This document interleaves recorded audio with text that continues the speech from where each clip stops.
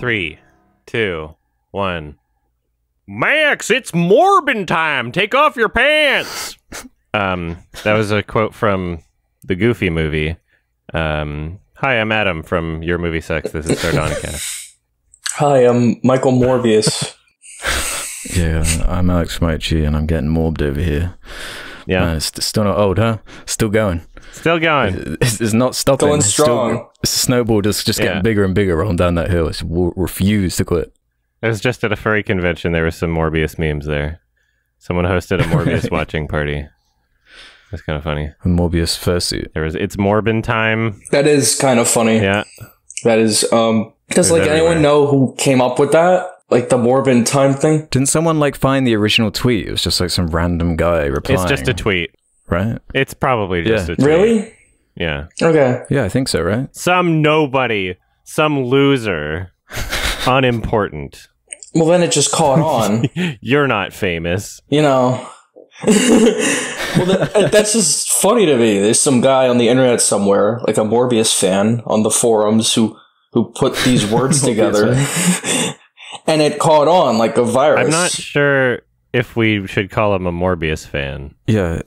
Are there actually any? I know like there's someone out there that's going to enjoy every type of movie, but yeah, I suppose, yeah, the Morbius Discord might enjoy it, but like true fans, it's...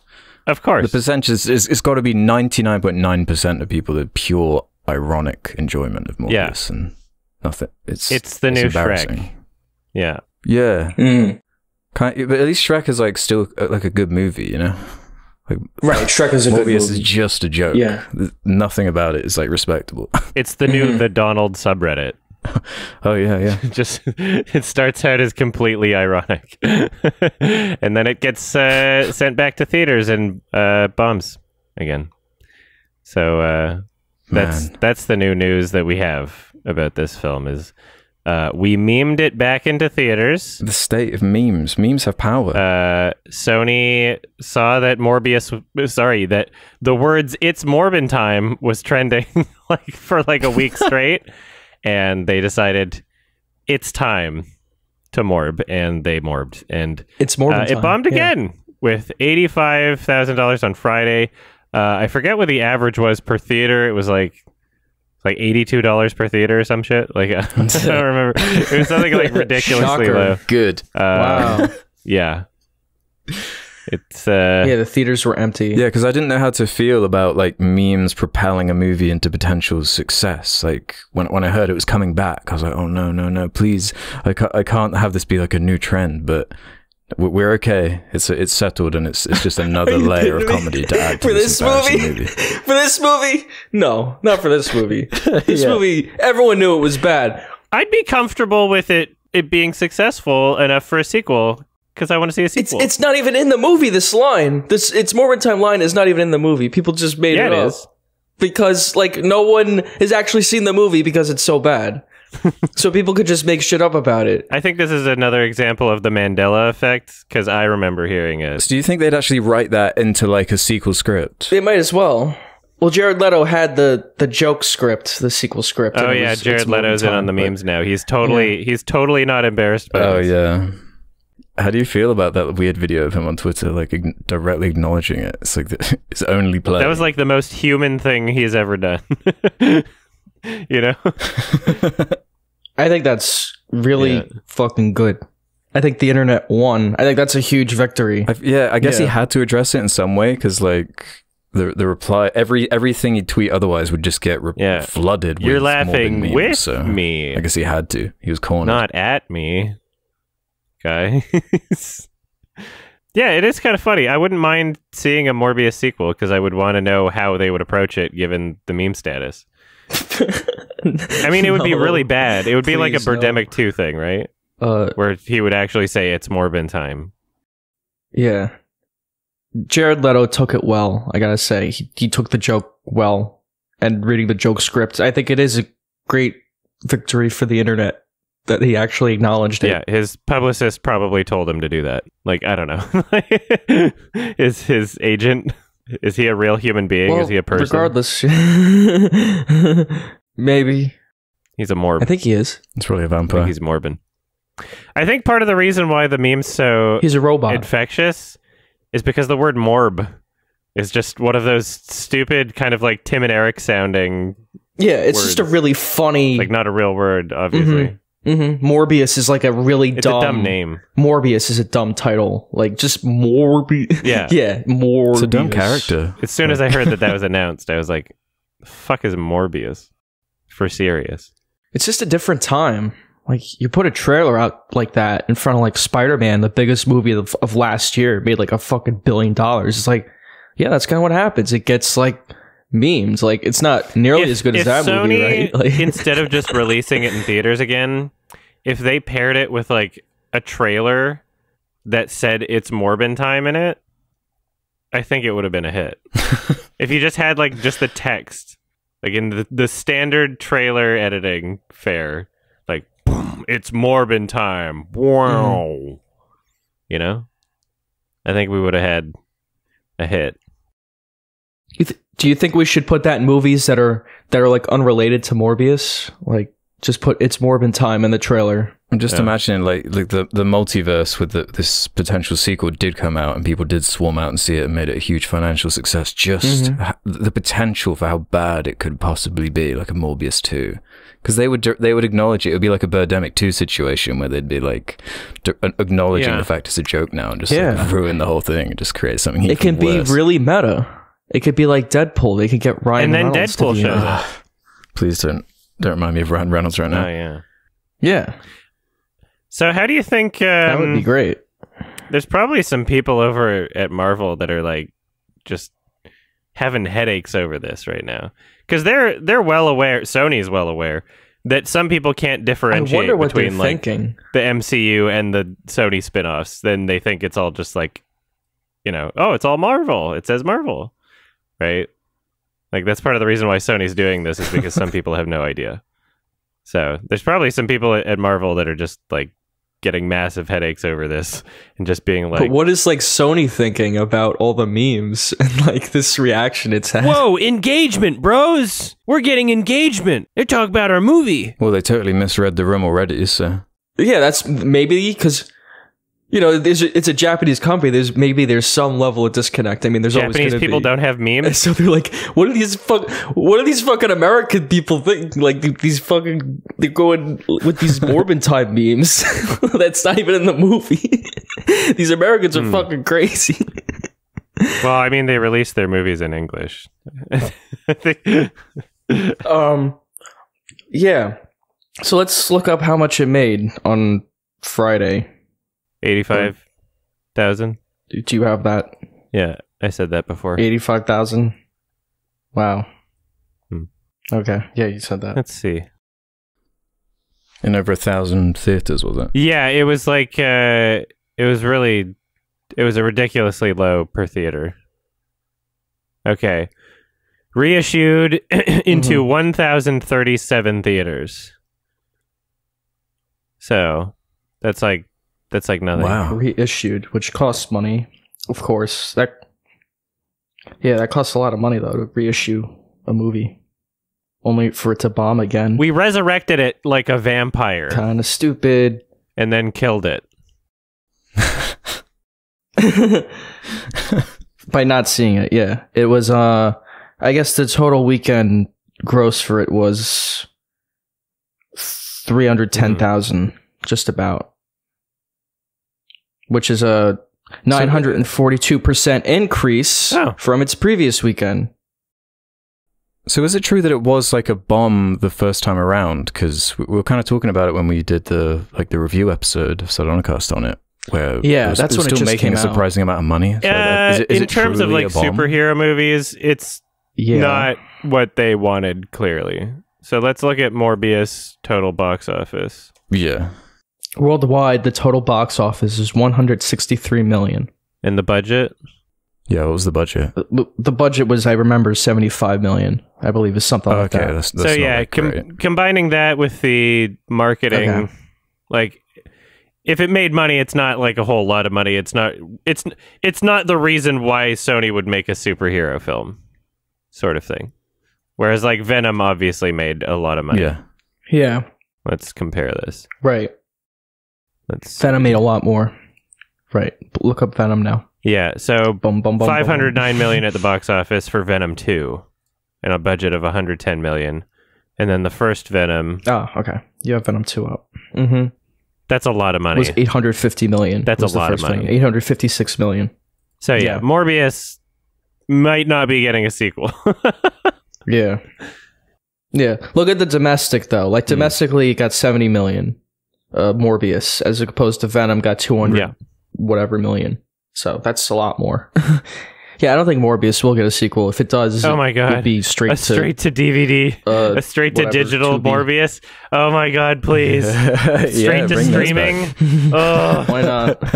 Well, I can imagine him like I know. cameoing in like the They'll credit probably end throw him in movie or Venom something. 3 just to say Just it's for the Morbin meme. time in the end post-credits sequence. And just make it an anime. Yeah. It would probably Just have make it an worked anime. better as an Just anime, honestly. Save money. And get Jared Leto to voice it. It feels like an anime anyway. That fight scene in the subway. I was like, this is an anime. This is like a total anime. Like, this is that's all totally that's all I was thinking. And I don't even like that kind of stuff. Yeah. It is Sony. Yeah, what are they doing?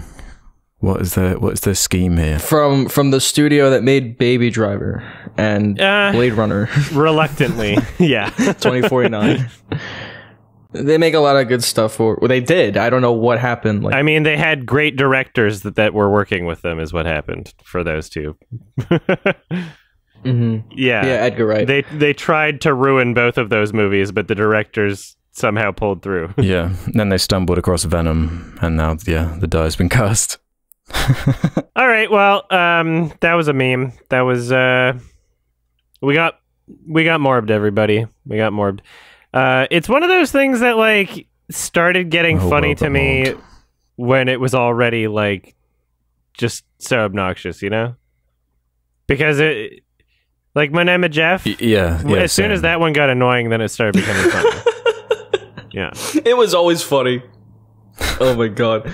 It was, I didn't even realize how funny Yeah. it was until I made the tweet, and like and it blew up. That's when I realized like this is really like a thing. It's like it's now, permeated the culture in Like, ways I never you know. could have imagined. it really caught on. It's a great meme. I'm glad I'm alive to see it. I've never quite seen anything like that with like a movie. Yeah, like unanimous agreement on Yeah. a movie. It's awesome. Yeah, on an awful movie, and also just like no one saw the movie. Just like they're memeing things that are not in the film, just because it's funny. I think a lot of people saw it on the 24-hour Morbius only Twitch stream channel that keeps getting banned. Oh yeah, I forgot about that. Yeah, I there's didn't know people that just existed. That's blatantly funny. live streaming the movie on Twitch, and they create a new channel every time they get banned. Yeah, I hope it doesn't implement more strict copyright policies on Twitch, because I do a lot of editing there. But yeah, I hope I don't get morbed. I was gonna upload a Morbius highlight best of moments reel, and it was gonna be 1 Oh, hour do and it. 48 minutes long. Fucking do it. Maybe not. Yeah, which is the exact runtime of Fight the it. movie. By It's the way, fair use. Yeah, maybe on the second I channel. guess. I guess This that's is a Morbius. criticism.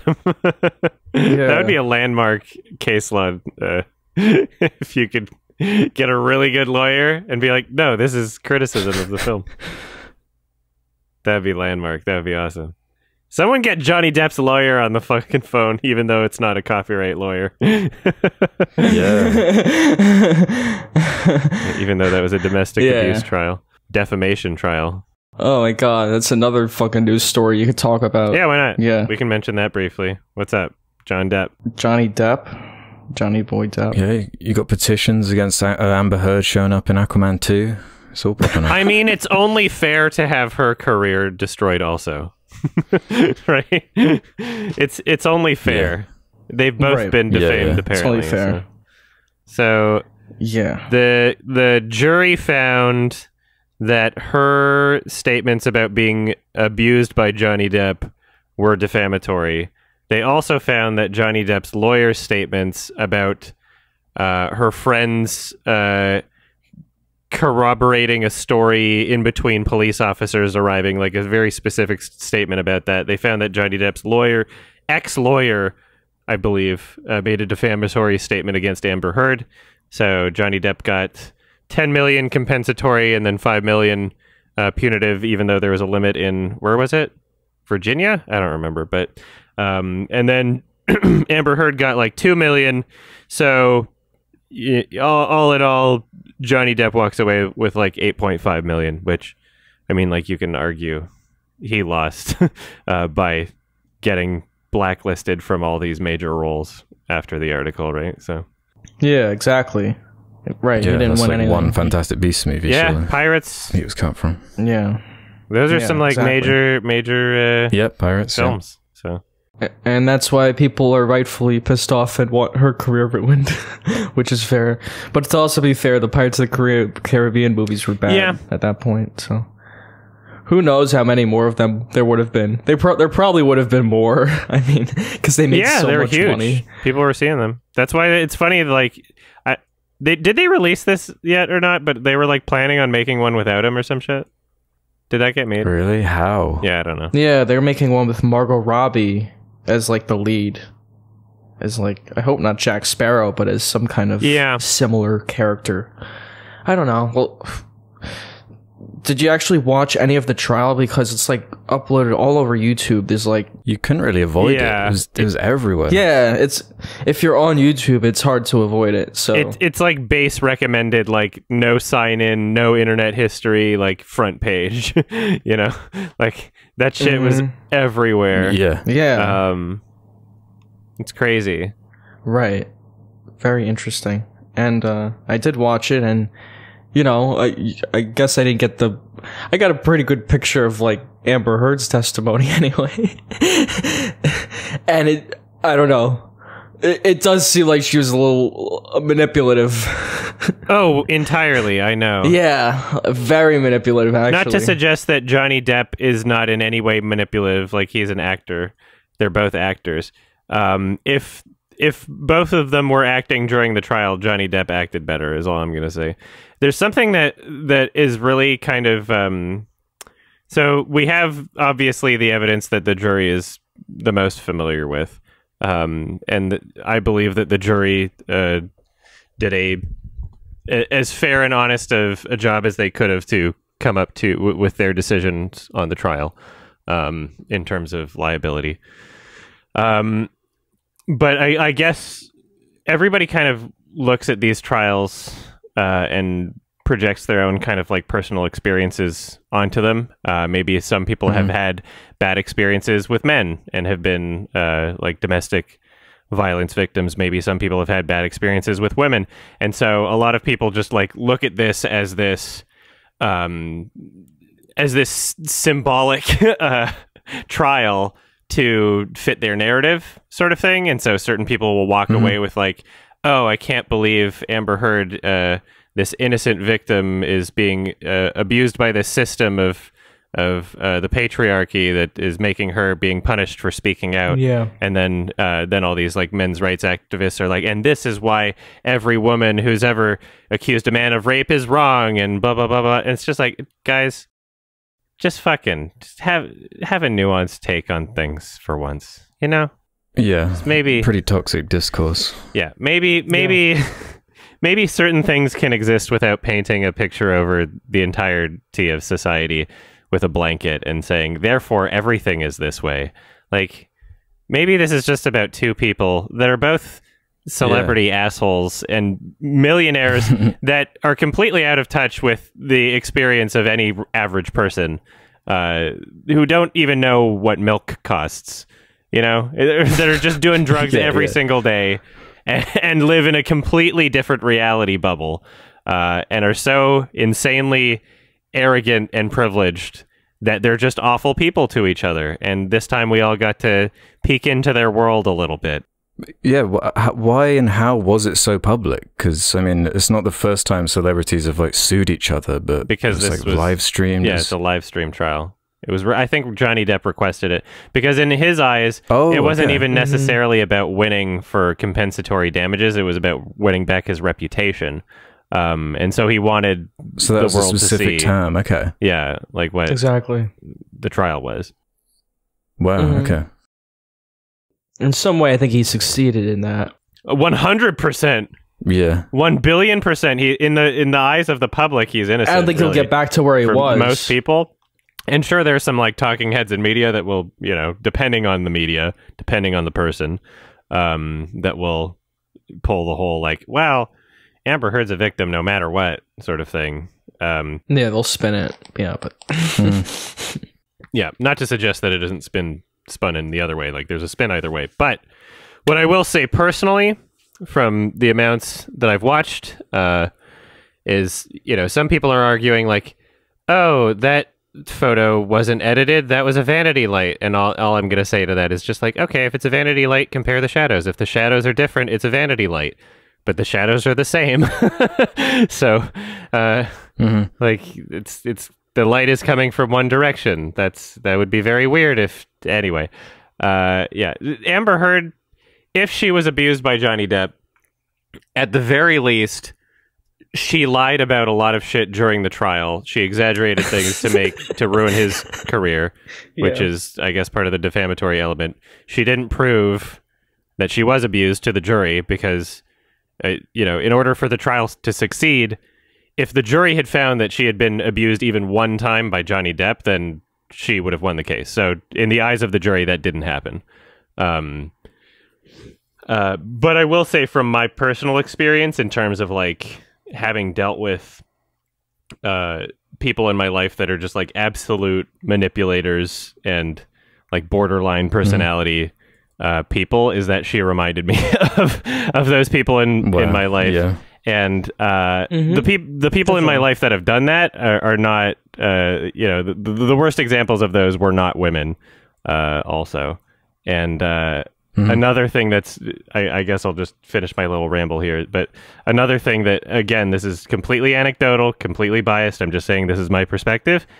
I have a pet peeve when I watch films and I see actors trying to cry, and in doing so, they blink 1,000,000 times per second. One of my favorite tearful performances are people that are able to cry without squeezing them out of their eyes with their eyelids. Throughout the entire fucking trial, Amber Heard is blinking 1,000,000,000 times per second, forcing out those tears, and I'm like, this is exactly what I hate in movies. Like, you are so fucking manipulative. Like, she's literally trying to cry the entire time. Now you can say, oh, she was abused, but she was trying to play it up so that she was believed. You can have that opinion, but to me, it's like, if you come off as dishonest during the trial, that's not really doing you any favors. And that just, when she's forcing out tears like that very unsuccessfully because she's not a good actor, that really does not help my opinion of her. So yeah, she's really not. She's yeah. What's her stand-up performance? Drive Angry? Was she in that? Was she? Oh yeah, with Nick Cage. Yeah. Oh yeah, and Aquaman. Yeah, but she was maybe the worst part of. She's the worst part of it. Yeah, her performance is awful in that film. film. Did you see? They had a representative from Warner Brothers testify during the trial. Did you catch any of that? Oh no, I didn't know about that. Yeah, so they were trying to determine whether Amber Heard again, Aquaman 2 has not been released yet, but they were trying to determine if this trial or Johnny Depp's statements had caused any reputational damage to Amber Heard during this trial. So they interviewed a representative from Warner Brothers and asked him questions about whether or not Amber Heard was cut down in any way in the upcoming Aquaman 2. And he said that the editing decisions made in the film were not in any way related to the Johnny Depp Amber Heard drama. But what he did say during this interview is that they found it very, very difficult to edit this film with Amber Heard in it because she had such a lack of chemistry with Jason Momoa. And that was like most of what they talked about. It was like, this is, we do a lot of special effects work, and we do a lot of manipulating in films when you edit, and like music, it's all to like manipulate a picture basically of try make the narrative happen even if it doesn't happen naturally. We had to do a lot of work with this because Amber Heard and Jason Momoa had no chemistry. Yeah, it was pretty funny. That's amazing. Jesus. Come on with Jason. I'll send you the clip, Ralph, if you want to use it in your Aquaman 2 review. I think I favorited Come on that. with Jason Momoa. I mean, Jason Momoa is like a fucking good-looking guy, too. Yeah, he's got charisma. He's got... Yeah, charisma. He's a fucking, like, huge hunk. Yeah. So, yeah, in my perspective, to summarize the whole trial, it's a shit show. They're both probably bad people, and Amber Heard deserves to not be in successful movies because, it would be fair. Yeah, I think that's a safe assumption. I think that like, even if Johnny Depp is, like, revived in the public eye, like, I'm not sure a lot of major studios will want that controversy attached to them anyway. So I don't know if his career is like revived. Yeah, do you think it's done? Yeah, that's what I was saying. He'll never be in a Pirates movie again. He's never going to be to where he was. Like, I don't think he's going to be in. Absolutely not. I think they're both probably shitty people. And they should both just not be in movies again. They're both fucking multi-millionaires. Fucking cry about it and just don't be in movies. They'll be right. Yeah, they're gonna be fine. Yeah, cry in your piles of money. They're both handing each other over millions of dollars, and they're gonna be fine. Yeah, go do some crazy research chemical drugs about it. Yeah, yeah, they don't. They probably spend that much a year on just cocaine. Yeah. I saw that trailer for that new Kevin Spacey movie. Speaking of like defamed actors, fuck yeah! I can't wait for that. Man, the best. What a stage! Oh my there was no Christmas video last year. Boo. Was there from them? Yeah, disappointment. Yeah, what the hell? That was my least favorite Christmas. Fucking stupid. Those are awful. Like, why? Such a surreal video. That. All right, and that was the news. That was Johnny Depp, Amber Heard, which and okay, let's quickly speaking of Kevin Spacey, he was in a show directed by David Fincher, who also directed an episode in Love, Death, Robots Season 3. Did we watch it? Which is also on Netflix. Nice. Those were both on Netflix. They're both Netflix. Yeah, I saw a couple from Season 3. I've been kind of all over the place with this series. Like Season 1, I watched all of... There were a couple standout episodes, so I like the animation a lot, but there's also a bunch of just really weird kind of ideas that didn't land for me. And then I heard Season 2 just wasn't worth checking out. But then seeing David Fincher directed an episode of Season 3, I was like... Okay, I'll watch this. And you recommended another one, Adam, so I saw that one too. But I really enjoyed the Fincher episode. I thought it was a good short. I like the tone. The animation is getting just ridiculous at this point. I'd love to know the budget for each episode on here. I'm sure the Fincher episode probably got the biggest amount of money thrown its way. Yeah, that's what it looks like. Yeah, I'm just kind of waiting for when we're going to start getting features with this kind of tone, because I feel like there's an audience for it. This kind of tone, that kind of style. 'Cause I think we're not that far off as long as the technology keeps, gradually getting cheaper and more efficient. I think maybe 10 years or so, we might be getting that kind of thing in feature-length movies, and it could be really cool. The potential is like really interesting. You could just learn Japanese. And then you'd see animated features with adult themes all the time. Yeah, true. Well, like the Resident Evil Vendetta movie. The Resident Evil Vendetta. That's a mature animated CGI movie. Yeah. I thought the Fincher one was really good. Yeah. Did you watch all of them, Ralph, or how many did you watch? No, I watched a couple. Is the one you recommended the last one? The one after the Fincher? The last one of the season 3. The last, with the last one, I think is what I saw. Also, with the dancer, I thought that was incredible. I genuinely thought that was I love incredible. that one. I loved it. That might be my favorite Love, Death, Robots short ever. no dialogue.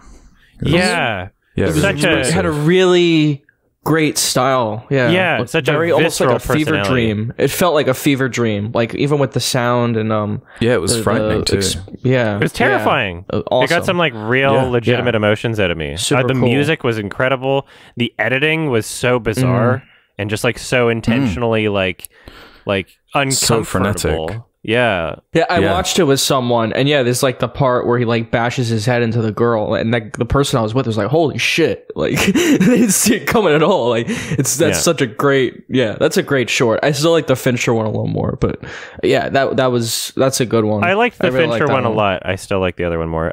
What I do really love about the Fincher one, I think the Fincher one's the best one. They're walking this fine line between hyper realistic CG and good character design, where they're not sacrificing either, and it's a very difficult point to hit for computer animation, and I love that they did that. Yeah, it avoids Uncanny Valley. The it was still kind of like exaggerated faces, almost like caricature style, but it still had a very real like textures, and like everything looked like the lighting was like really awesome. Like it was just super great looking. And David Fincher has a background in special effects. So. Yeah, it had a great narrative. It had a good story, I thought. Just like the twists and turns it took. Spoilers. And the monster kind of element too. Yeah. And then it becomes like almost telepathic. Like I didn't see that element also. Like it starts possessing the people, kills, and spoilers. I'm like, wow, that's fucking sick. Spoilers, sorry. This is I don't know how I feel about spoiling shorts, but it's just like such an experience, this movie. As long as we let them know it's being spoiled. I love the Fincher one. Yeah. I love and too, because it's also very narrative driven, unlike most of them. That's why I don't give a shit about most of them. Most of them feel very like I saw that one. It's like Mini of the Dead or something. It's like a miniature zombie one. The one that was like the top, fine, the top view, kind of like top down view. Yeah, bird's eye view of like it looks stop motion, but it's not. Yeah, kind of like Night of the Living Dead. Mm-hmm. Yeah, which is cool, but it's just like an 8-minute thing. It doesn't really have a story. It's I like just like that. A little, like almost like it's like a VFX reel. Like that's how a lot of it feel to me. And the best ones are like the Fincher one, or like even that one, that last one. They feel like an actual film. Like they're telling a story or they're conveying a tone that's like really original. I'm fine watching through all of them, even if not all of them are great, because they're so low commitment. The problem was like season 2 didn't really have any like redeeming ones, whereas this one has like those two are the best ones, and the rest of them are like not bad at all. There was one that I enjoyed, Kill Team Kill was like kind of fun and explicit. It had Seth Green in it. That had like a more comedic one. I think you'd enjoy that one, Ralph. There's like a big like cyborg bear that they're killing.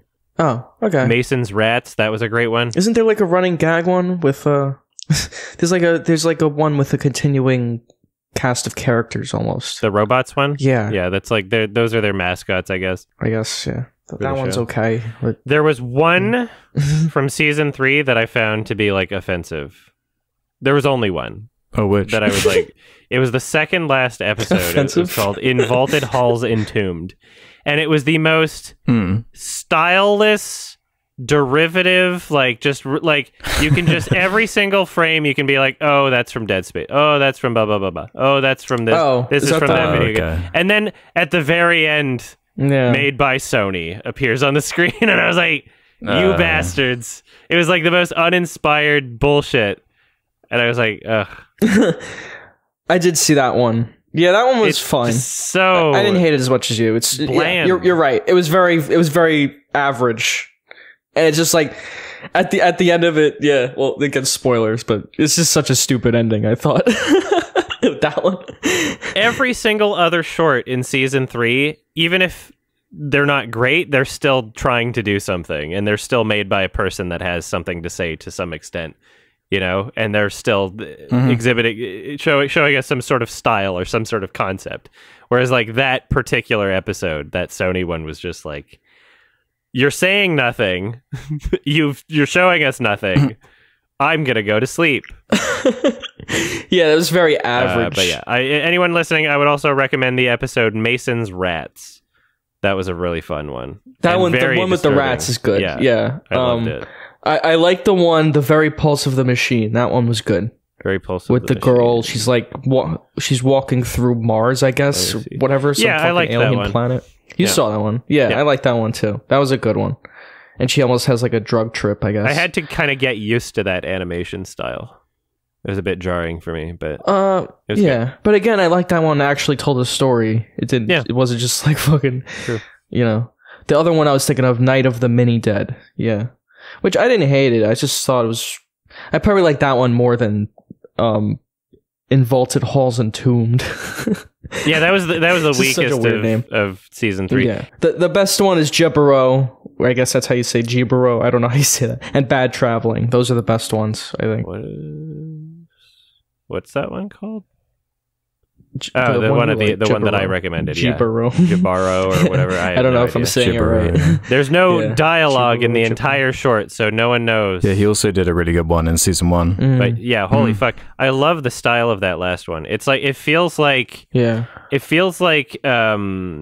Suda 51 video game or something. It's like a PS3 frame rate kind of thing, but it's like you can't fault it in the way of being like, oh, that's like just a low frame rate because of some rendering issue. It's like clearly an intentional choice to make it more. It's almost kind of like stop motion, you know, in a way. Yeah, but it can't. He worked on the art department for Spider-Verse, I think. Which had a similar style going, and he had an episode I think he directed in season 1 where it's like a woman being chased, and it was way more. It was quite stylistically similar to Spider-Verse, and you can see that kind of through line. It's really pushing it though in that season 3 one. The guy won best animated short at the Oscars this year, and I still didn't see it. Usually I watch the shorts, but there was literally no way for me to watch all of them, so I just said fuck it and didn't watch any of them, just because Canada, you know, couldn't access them. But yeah, I'll check it out for sure. Because yeah, that last episode blew me away. It was just such a perfect, stylized, like, amazing thing. I loved it. That director has a lot of potential. I'd love to see what else he's got up his sleeve. I'd love to see him make a feature. It's not Spider-Man. Speaking of features, Ralph had features. Oh, we're talking about my recommendation now? Yeah. Oh wow, I'm so excited. Yeah, the Morbius prequels, right? Yeah, they're in the same universe as Morbius, which is in the same universe as Spider-Man, which is in the same universe as the MCU now. And then Deadpool shows up. Yeah, he's in all of them, because it doesn't matter. So the movie I recommended was Blade. You did it. It's a Blade. There's like a completely unrelated. There's an Inside Gaming. You know Inside Gaming, Adam. You were on there once.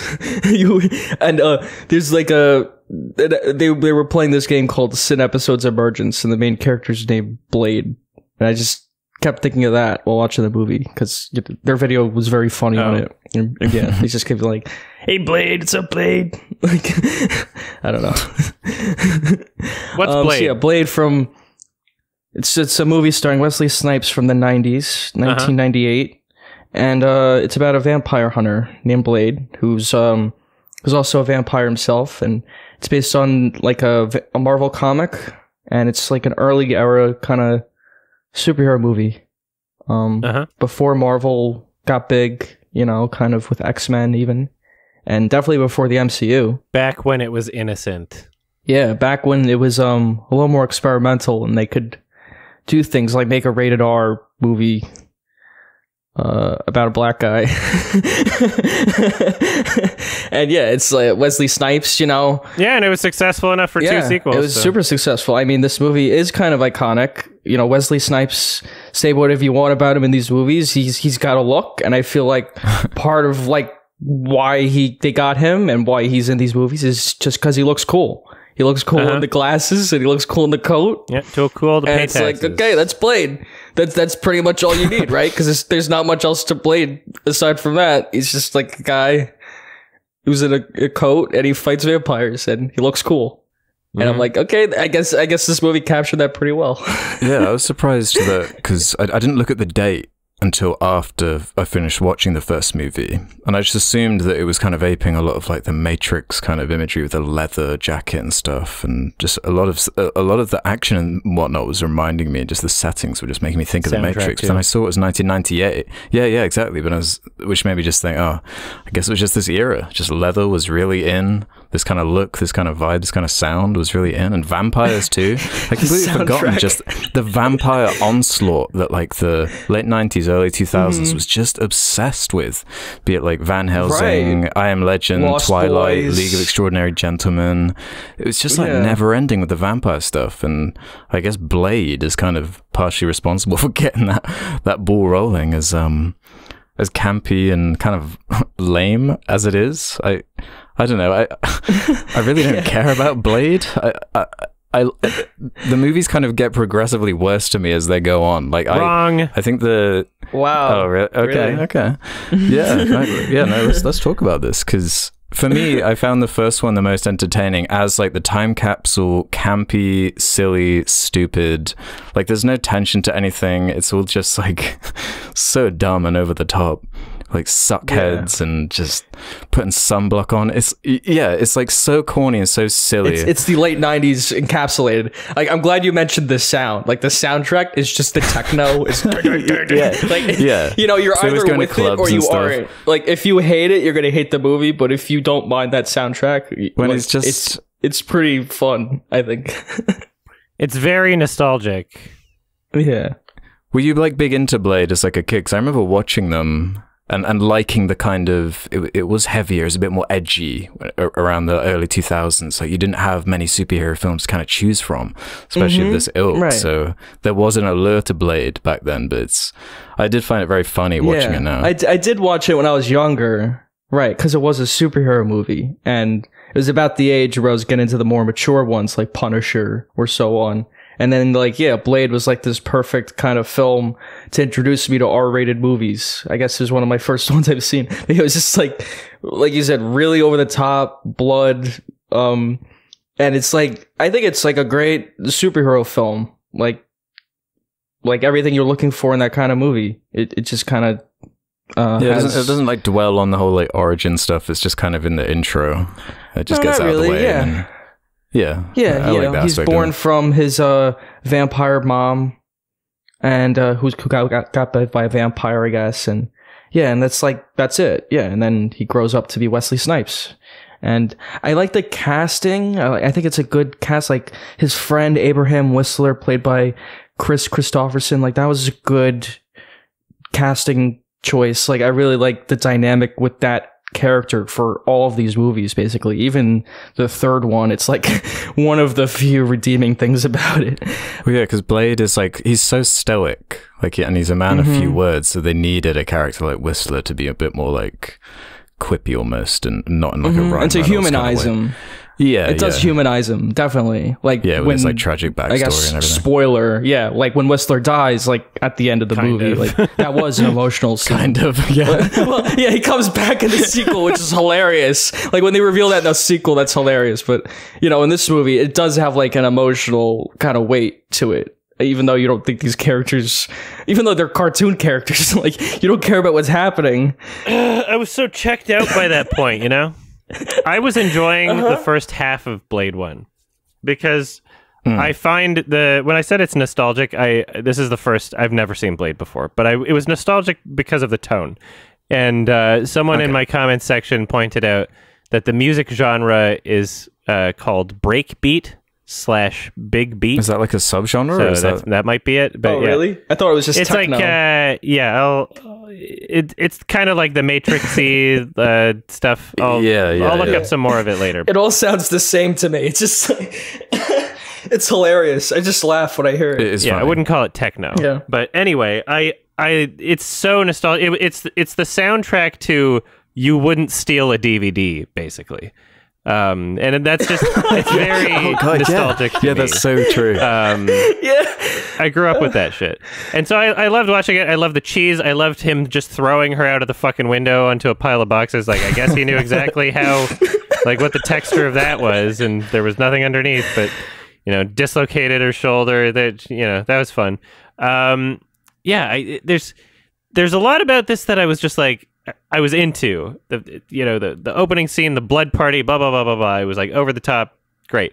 And then halfway through the movie, the pacing just comes down to a grinding halt, where it's just like 100% dialogue exposition and like takes itself way too seriously. I'm like, man, if this would just had a bit more self-awareness and a bit more like jokiness to how it was presenting itself, then this would just be fine. But like, it had just such an awful sense of pacing. I agree. I felt it could have been shorter. It's the longest one, isn't it? The structure was 2 hours. Like, what the fuck? I just felt it should have just been shorter. It's exactly 2 hours. It's 120 minutes. Jesus, and it could have been an hour and a half. There's parts of it that I love. There's parts of it that I absolutely love. But yeah, there's just like these long parts of it that go on too long. Like I completely agree that are just like not that interesting. It's just, the second I feel half it needed more action and it needed to be shorter. But like whenever it was focused on like, Wessler and Wesley Snipes, like that stuff was good. Like the death scene, like that was good. Yeah, it does drag. You're right. But yeah, whenever they like elaborate into the vampire lore, because it's like trying to in the 90s modernize the idea of like vampires and make it cool and make it hip, and that side of it was like really funny to me, like addressing like the silver bullets and the garlic stuff. It's like so corny to me. Yeah, that I just. But that's very comic book to me. The fact that it's so part of the, it's like almost like Iron Man's equipment or like the Black Panther's like vibranium or whatever. Like they all have their shit. They all have their lore. And it's just like Blade is like garlic and steaks and whatever. and Dracula. Garlic is a very funny thing to have. And yeah, it's like it is funny, but I think it works for the world of this movie because it is so over the top. It's so silly. I was actually laughing a lot. I don't know how much of it was intentional, but I was laughing. Same. I think it's a really entertaining movie for the most part. I don't think it's perfect. Yeah, I lost it when Wesley he like mouths "what the fuck" in like the final confrontation. And I had to like rewind it because I was like, "What's it? Was that like an audio error or something? Was he supposed to say something there?" But he does just mouth it. The whole performance is just so silly to me, and I was quite a fan of the big like obese creature vampire scene where they kind of interrogate it with the UV light, and I like the whole like prosthetics of that. And that was awesome. Weird. I remember that from when I was like, it's a kid watching it. That was really cool scene. Yeah. The makeup there was great and disturbing. Yeah. And like they unlock that like room behind them, and it's kind of a cool set with all the like the vampire Bible or whatever it was. That kind of stuff was kind of entertaining to me. Yeah, you don't see that kind of shit in superhero movies now, even in the rated R ones. It's just not that kind of grotesque. Well, even that grotesque kind of body horror. Oh, yeah. That character, yeah. Yeah, it made me think of Spawn. Did you ever see that? Yeah. That was like another one. No, I've never seen that one. I've heard it was bad. Yeah, it's not very good, but like I don't really think this movie's that good either. But it fits in with probably better. The kind of just the violence, the grotesque nature, trying to go for that more adult audience and trying to avoid the kids. It's embracing the violence. I didn't see it, but I'd say Blade is better. At least it's more iconic. I'd say Blade's better than Spawn, but yeah. There's some cool effects in this movie, like when that head vampire, or the head of the cult or whatever, was burning him in sunlight. That was fucking a really cool effect, I thought. Especially for 1998. I really liked that. It was super gory.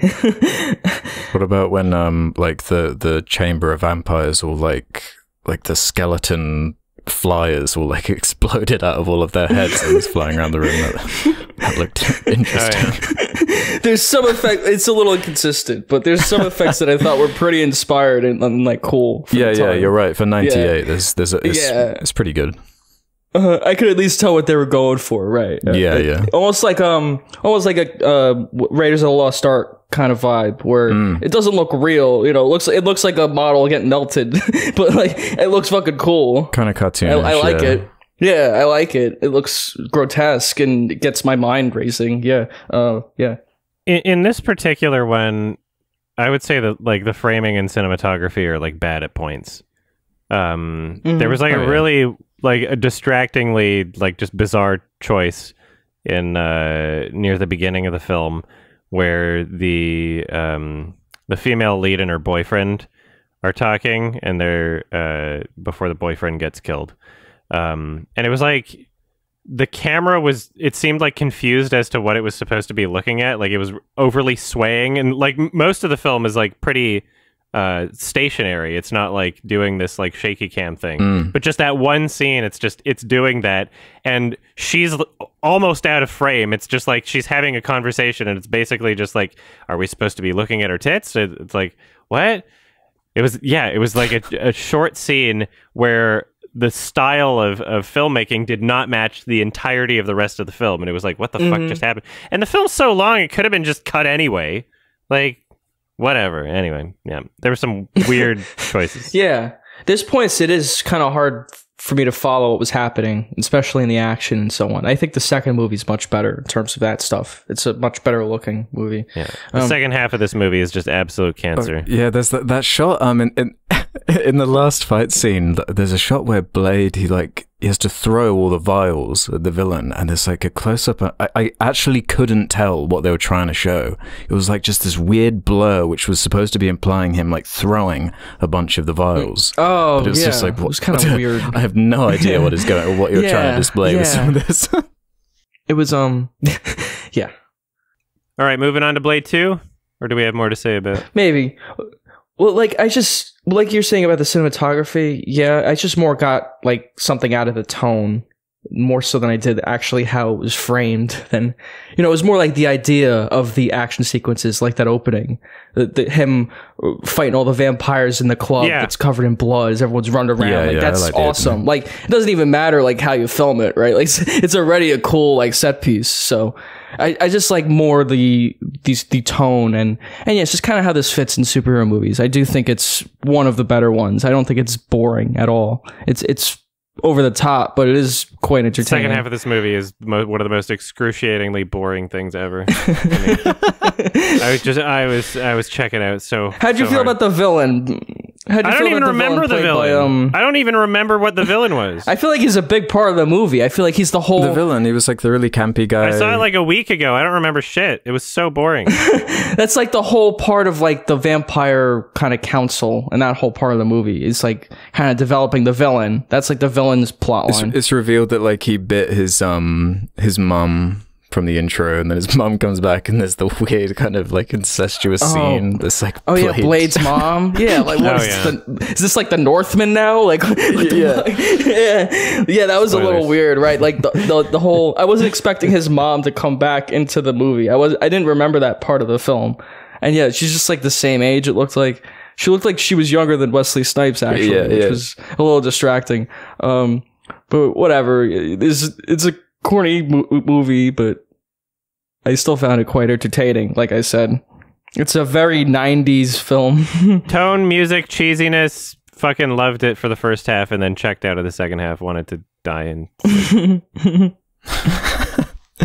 Yeah, I didn't find it to drag quite as badly as you did, Adam. I find this one to be the most entertaining one. Really? Just for the humor. Yeah, I do. Mostly for the humor value. But it is a case of I am laughing at it a lot of the time. So on those grounds, it probably is my favorite one. Where I definitely will admit there's nowhere near the best in terms of like production or style or consistency or anything like that. I just find it the funniest and most entertaining. It's definitely entertaining. And yeah, I didn't mind that villain really. Well, what do you think about it's written by David S. Goyer? I think he wrote all three, or at least jumped on all three. And he's like, and then he starts doing shit with like fucking Dark Knight, Bat. Yeah. Shit. He does a lot of comic book stuff, or like blockbuster movies. I think it's pretty well written. Like, like, that first part was so good. Like, it focuses on like just action and just like Blade being cool. But yeah, I like that it does focus on making Blade like humanizing him with the Wessler character, and like There's a lot of smart choices like that just a lot of other superhero movies wouldn't focus on, or they would throw in kind of bullshit that would pad the movie out even more. And I don't know. I thought the movie was pretty tight. It just could have been a little shorter and like had more action scenes and less like dialogue. It was just like so much dialogue explaining the plot that just wasn't interesting. Yeah, all the vampire rules. Yeah, we didn't need all this dialogue. It could have just been more kind of like more what the second one does. That's why I like the second one more. It's just more action, more, you know, of what you want to see in this kind of film, unless it's just like boring exposition. But yeah, I still found it entertaining. I guess we can move on. Okay. What ratings? I'm giving this one a 4 out of 10. What'd you give it? I give it a 6 out of 10. It's not the best movie I've ever seen, but it's really good. It's quite funny. Yeah, I'd go right down the middle, like 2.5 star, 5 out of 10. It's got its charms. It's a nice time capsule. I find it funny and entertaining, but yeah, a bit too long. Mm-hmm. Yeah. A little too long, yeah. Didn't need to be 2 hours, exactly. The next one is only a couple minutes shorter, I think, so. Uh-huh. Moving on to Blade 2, which is directed by Guillermo Blade del Toro. Yeah, I always forget that. I always forget that he directed this movie. This is one of his official films in his filmography, is Blade 2. And it came out in 2002. And I guess it doesn't really matter much of what the plot is. It's like Blade is back, and it's just like his friend. It says back. here's like the log line or whatever on Letterboxd. It says faster, sharper, and deadlier. Like, I would agree with that. It's just like it's Blade but better. It's Blade but sleeker and better made, and has more of a budget. And it has a really good cast now. Like, it had a good cast before with like Wessler and Blade. And now it has Ron Perlman, has Donnie Yen, it had Norman Reedus. And I thought they brought a lot to it. I actually really enjoyed their characters a lot. And of course, Guillermo del Toro directing it looked really good. It had a really great style, and the action scenes are awesome. Yeah, the production was so much better. Yeah, it just looks like a fucking really sleek movie. Yeah, the intent of each like visual sequence is much more clear than the other films. Yeah, you actually feel like you're watching a comic book almost. Like everything is the action is very clear, and everything's very well shot. And yeah, it's just I kind of love this movie. I do think it's kind of one of the greatest superhero comic book movies out there that you can watch. Not to say it's a masterpiece by any stretch of the imagination, but like this is a director who's made like Oscar-nominated films and Oscar-winning films. What am I saying? The Shape of Water is an Oscar-winning film, and this is that same director tackling something that's like really corny and like over the top, but he does it really well. It's like people love Blade 2. They do consider it one of the best in that genre. And yeah, I'm like, yeah, it is. It reminds me of like great sequels too. Like the camaraderie of the team in this movie reminds me of like Aliens or something like that. And it does feel kind of intentional. Like this is Guillermo del Toro's Aliens. There was like a creature design that reminded me of Aliens. There's literally a Predator alien ripoff. You had a Predator face and an alien tongue. There's parts of it that remind me of Hellboy 1 and 2, which are also comic book movies that Guillermo made. And, the fighting, there's like these fighting vampires that fight Blade or whatever in the scene. And they remind me of like kind of characters in Hellboy 1 and 2. We got Norman Reedus, the first Strand type movie. Yeah, from Walking Dead. Yeah, I thought he was good. Which is funny because Norman Reedus and Guillermo are both in Death Stranding. Mm-hmm. Oh yeah, sure. Yeah. Yeah, I didn't think about that connection. Yeah. Yeah. So what'd you guys think of it? I said enough. Yeah, clearly I have a boner for this film, but a lot of nerds do. A lot of nerds love this movie, rightfully so. It's pretty fucking cool. Yeah, there's a lot I appreciate about it. Yeah, same with the production, with the like creatures. That should be on the DVD. A lot of nerds love that movie. Yeah, true. Just and like the whole prosthetics and the design of the vampires, and there's certain like creative action scenes and fun sets, and it's okay. But like I at this point, I just feel like there's just not much to do with Blade aside from the action. I was getting kind of bored of a lot of the action. That's the thing. If you don't like Blade, like, there's nothing to Blade. He's just a vampire hunter. But he looks awesome. Yeah, I don't know. And it was also just seemed like, just thinking about Guillermo, there's a lot of kind of like imagery and ideas that he clearly was like desperate to channel into something like Hellboy, you know, with those like vampires that first show up and they're wearing these outfits that kind of look like the fish guy from Hellboy, or just thinking about like Mimic from 97, a few years before, with the like dingy tunnels and the CG creatures like hunting people. It just, I don't know, I don't know if it necessarily is the best combo to me, like the Blade and Guillermo. I think it's just knowing like where he goes after, and like what he truly wanted to explore and do is just so much more interesting than like the restrictions that come with someone as like boring to me as Blade. Especially because like this is much better than Pacific Rim. Like, you're talking about films he made after. Like, I would much rather watch this film. This is a much more entertaining film to me than Pacific Rim. Yeah, I think I'm probably with you on that. Yeah. But then actually, I don't know, man. I think I was more entertained by Pacific Rim. I don't remember that much about Pacific Rim, but I feel like I was more entertained by it. Pacific Rim's like over 2 hours long for no reason. And yet this movie, Blades are all 2 hours long for no reason. This one's under 2 hours, slightly under. Yeah. This is the best looking one. This is the best. I mean, as far as the structure's concerned, like it at least like changes and has reveals towards like the end of the second act, where it's like, oh, like there's a surprise with the villain, and it turns out I wish I cared. Villain has some more. But that's the thing, though. Like, yeah, I wish I cared about the surprises, because I don't give a shit about any of these characters. I don't give a shit about anything that happens to them. I don't give a shit about the action. I was just like, some of the creature effects were cool, and there's some Guillermo-isms that's what in we were it. saying about the first movie with Whistler being like such a crucial character. They clearly realized it, because he had to come back. Like the first kind of chunk of the movie is so no stakes, rescuing Whistler. No one's ever really gone, you know. Like, yeah, it's like the Fast and Furious from a different angle. Nothing matters. Yeah, I just, it's the thing with the action without tension. Like, I can't really get into it. I can't do it. There's tiny things I like here and there conceptually. I liked same with the first movie. I liked the intro of this. The idea of like a blood donation place where just a bunch of homeless drug addicts go there. They pay you for your blood here, man.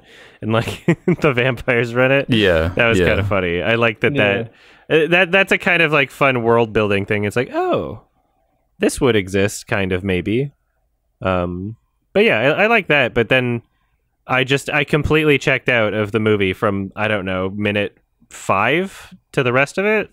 So, yeah. Well, it did the thing that the Raimi Spider-Man films do a little bit with the kind of weightless, gooey CG like action. That was one thing. With how much action is in the movie, there is so much of it that does look kind of dated to me with the weird weightlessness, and it is more creative. Some weird effects all around, but yeah, it's pretty creative for the most part, I thought, with the effects. I don't think many of them look that bad, honestly. I thought most of them looked pretty good. Blade jumps around a lot, but like whenever they killed vampires or whatever in this movie, it looked much better than the first one. Yeah, they were very proud of that like particle like effect. Yeah, effects are much better. It looks incredibly no comparison, much better than the first one. It's just so much more competently directed. Mm-hmm. Oh yeah. And not really a reliance on like CGI either, which is something I like about it. And movies from that era specifically. It's just they didn't really use CGI that much. It's mostly practical stuff and practical blood, and you know that those elements of the movie work really well. I noticed a bunch of CG in this. They use CG a decent amount, but it's not as much in Pacific Rim. The Pacific Rim's almost entirely CGI. Or even take any Marvel film now, with like a Spider-Man movie or whatever. The entire, like, all the action scenes are entirely CGI. This movie had sets and real choreography and wire work, and real blood, like, well, not real blood, but like real Physical. fake blood, physical blood, like practical effects, and like all of those parts of the movie really help. And you know, it is supposed to be this like horror film in a way, like a vampire movie, and it captures that much better than anything like Morbius or even the first one. Like the creature effects in this movie are really great, and that's something Guillermo's known for also. And that's not something the first one even has. Yeah. Like, the vampire council in the first one, they just look like guys. And in this one, like the leader of the vampire, whatever, like the main bad guy, I guess the father of the main bad guy in this film, like he looks really grotesque, and it's like this really pale guy, and like it's a really good makeup, and same with the villain, and same with like a lot of the elements of this movie. It feels like a world that's like really fleshed out because it's, you know, a really good director. I just wish it was anchored around someone more interesting, because like, what's Blade's like journey? He kind of has a love interest who's like a really bad actor. If you don't connect with the comic book tone of it, and like that it's just like a surrogate for the audience basically, which is like what most of these comic book movies are, then I totally understand. But it's just like, it's Blade, and you want to see Blade fight vampires, and if he's doing anything else, the movie would kind of fall apart, because he's not really designed to do anything else aside from just fight vampires in a fucking really over the top scene. Like, well, they, as the movies go on, they have to keep adding more and more like side characters, because like there's just so little to do with this Blade. And like that's where the third one really falls apart, though, for me. In this one, all the side characters are really great. Like, they are much better. They bring Whistler back, like you said, it's totally silly. It doesn't make any sense, but like you have to bring it back because he's one of the best parts of the first one, and that's when I'm like, okay, just give up on like logic, or like, give up on taking this seriously, because this is Blade's world. Like, this is something completely outside of like me, like trying to rationalize what's going on. I don't know. The movie takes itself pretty seriously. You know? No, it doesn't. Yeah, it does. With the techno music. Granted, not as much techno music in this one. It's not ironic in that time period. They're not doing it ironically. Neither of these movies take themselves seriously at all. Well, I feel like they're trying to be cool a lot of the time. Yeah. It's not ironic. Which is what you get enjoyment out of. Yeah. I find that very entertaining and funny, being cool. I find it like entertaining and funny when it's like... But it's still cool. Yeah, it's like... You know, it is cool. It's Wesley Snipes, and he got convicted of tax evasion. Yeah, we'll talk about that. Aside from that, like, you know, at the time he was cool.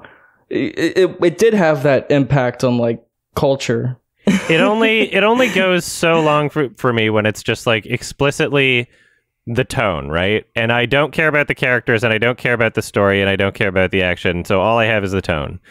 And so the tone is established, and then it stays the same for the entire movie, and I have nothing.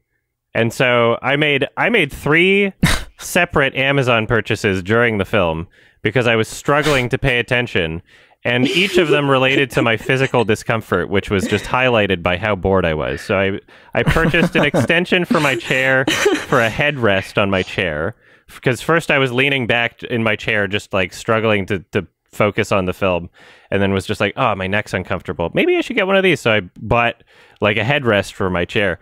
And then I kept watching the film, 20 minutes go by. I'm like, oh, my arm's uncomfortable. I should go back in the hot tub. Then I remembered the light on my hot tub's broken, so I got to get a replacement light for the hot tub. So I bought a replacement light for the hot tub. Another 20 minutes go by. I'm like, my headphones start feeling uncomfortable on me. I'm like, oh, maybe I should get some new padding for my headphones. I literally bought 3 separate purchases on Amazon over the course of the film because I was so bored that I wasn't in the movie. I was only focusing on like my physical discomfort literally just physical discomfort. That's all I was doing, was just like, I feel uncomfortable, and I made 3 separate purchases. I was just like, I couldn't, there was nothing happening for me. This whole movie is action. It's just like basically the entire thing is just action. It was the same sequences. Action. I know, it was so boring for me. It wasn't like particularly crazy. So like, I don't know how you can say it's like boring. It's the most boring thing in the world for me. It was a very average movie for the time period. This whole movie is just action sequences. I don't know how you can say it's boring. story. Yeah, well, they weren't done in any kind of entertaining way. Yeah, I don't know. I needed some more kind of escalation. There were action sequences. Yeah. Like one of Blade's main character traits. One of Blade's main character traits is that like he puts sunglasses on. They like make a big deal about that a couple times, as if it's like Indiana Jones and his hat or something like this. It's like, okay, you're right. If it's like, if that is entertaining to you, then sure. But I just need more, like especially from the main character. He's so stoic. There's so like little to him. Yeah. The fact that you think these movies are like trying to be serious, that like they're not. I don't know how. The entire second half of the first movie is nothing but dialogue. Any comic book movie other than The Dark Knight is basically not. It is nothing but dialogue and exposition. It is trying to be serious. It's trying to be cool. Right? It's not like, sure, there's campy elements to it, but it's a capsule of its time period. What we look back on right now of like late 90s cheese, a lot of it is like campy and bad because it's a product of its time and people took it more seriously then. People thought those things were like legitimately cool, right? Like the music is especially, we can't list the music as like some sort of ironic choice it made. No, that was just the cool music of the time period. Right now, there's a lot of things that we're going to look back on and being like, oh, wow, we can make fun of it by including those things if we want to do like a cheesy sort of period piece or like a parody of a time period. We would look back at today and add a bunch of like boom sound effects, or, you know, like there's a lot of like trailerisms now that a lot of people take very seriously, you know, like, but we can still use them ironically, but there's a big portion of the population that legitimately thinks that these things are cool, and that's what they market these films towards. That's what they make these films for, is for that portion of the population. So I think that, yeah, in many ways the movie is trying to be cool in a very unironic way. Right. It's not like a satire. So well, that's how I remember them being as like a kid, is that they were cool to me because it was weird to have like a violent superhero movie quite like this with so much blood and gore and guts. But like if we fast forward to now and we've got like The Boys or Invincible or something, and it's kind of a different tier of storytelling, you know. It's like evolved and going back and looking back, and it is just like such a time capsule. And it's just so like silly. I will stress that like just because a movie has moments of like comedic relief doesn't mean that it's not taking itself seriously. When the movie has like the sad like, oh, the character's dying and you're supposed to care about it, so that's taking itself seriously. Like we can't avoid that, right? That's I don't know how we could argue that it's not trying to take itself seriously. When at the end, like the whole beat with the main villain and his daughter, like that's kind of played pretty straight. Yeah, right? there's like, a lot of the movie played very it straight. It's going through the checklist of like, oh, there's stakes here, and you're supposed to care about the outcomes of these scenes. Oh God. Oh yeah. In the first film, the music spoils the outcome of the fight scene by being sad. There's the part where like the there's several fight scenes in the film. Like every single fight scene in the first film, Blade is up against like a dozen people and just like kicks their ass.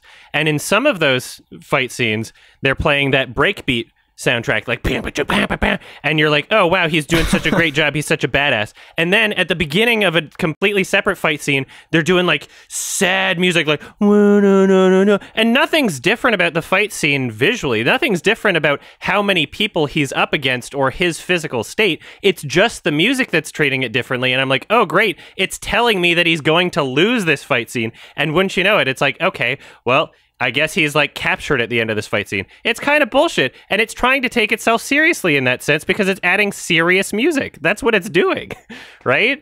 So yeah, serious. I would, okay. Yeah, it's not nearly self-aware enough for my taste, for sure. So you're saying because a movie has serious moments in it, or moments where you're supposed to feel sad. Yeah, because it's like a roller coaster of emotions. That means that the movie as a whole, it's like supposed to be taken serious. It's a comic book movie. It's not supposed to be taken seriously 100% of the time. There's we might have different definitions. Action oriented that are cool. There's moments that are supposed to be taken seriously, like the character's death at the end, like the vampire daughter. You know, that is supposed to be a sad moment. Yeah, because like Blade is like losing this friend of his or whatever. It's like this character in the movie, even though she's not a great actor, but whatever. That doesn't matter. Like, I would say at least half of both the first and second movies are taken like completely straight. Which is like what an audience for this wants to see. Okay, fine.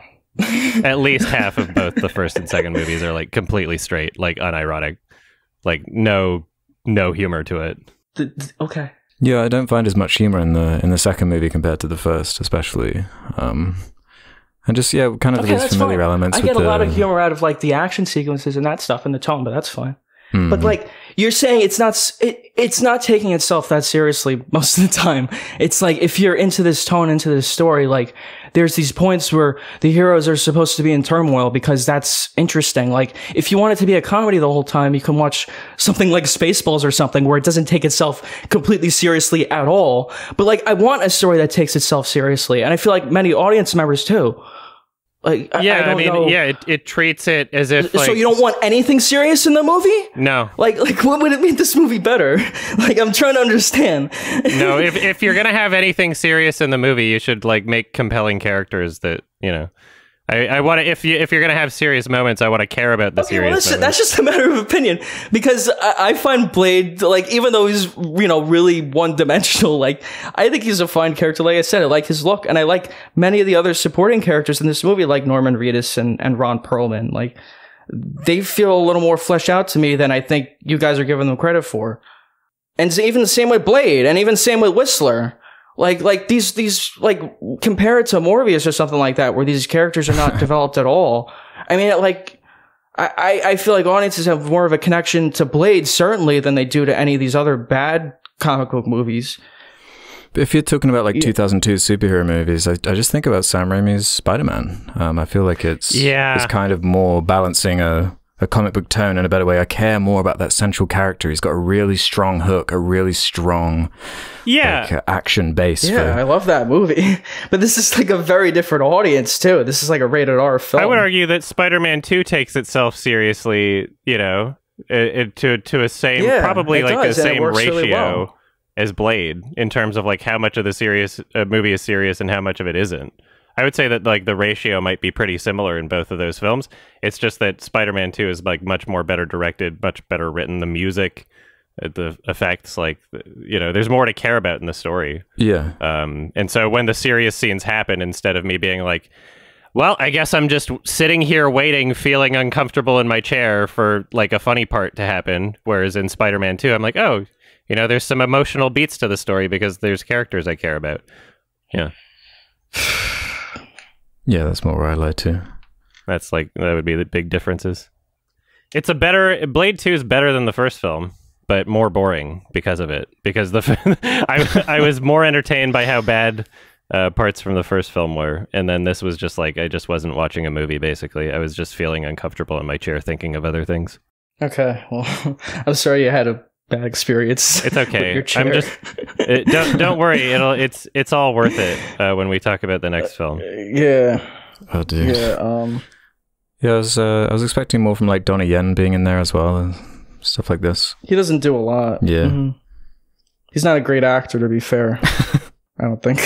I haven't seen his like foreign movies like IP Man. Really, I don't even think I could judge his performance in that, but. In his American movies anyway, he's usually like not doing much. Mm-hmm. He's usually there to look cool, like Blade, and like do some action. Yeah. Which is like what everyone's there for, because that's like the whole point of the movie. That's like why you're there. And like if you're not there for that, then like the movie's just like, it's just not, you're not going to enjoy it, I guess. Clearly. I mean, this is like one of the most fun comic book movies out there. And Guillermo del Toro really brought a lot to it. I'm close to giving this an 8 out of 10. Like, I seriously love it, like, almost that much. And, like, the action is so good. Like, it's just, like, this fucking action-packed, awesome movie that's just, like, Guillermo del Toro made. So it looks great. It has a great style and a really great cast. And I don't know. I thought this movie is really fucking cool. It's as cool as The Matrix to me or something like that. I don't get why this is an example of like a cheesy like comic book movie like or like I don't know, like it feels like The Matrix or something to me, like that, like the action even. Like I love the action scenes in this movie. I don't know. I would probably give it a 7, but really close to an 8. So, yeah. What'd you guys rate it? I'd probably give it the same as the first movie, 2.5 star, 5. Yeah, the direction is so much better. Yeah. I just can't get engaged for similar reasons to Adam was saying. I don't really care about the characters. I get bored in some of the action scenes at a certain point. I just wish there was a better central character with more interesting stuff going on to actually get attached to something in the universe. I just need a bit more to ground the action in terms of like a story or just anything really. Some escalating tension, or I just don't feel like I get that from this movie. Yeah. Very one note, 5 out of 10. Just couldn't attach onto like anything happening. Just yeah, a much better made film than the first, but more boring because of it. I remember that Norman Reedus was in it. Yeah, the entire movie is like wiped from my memory basically.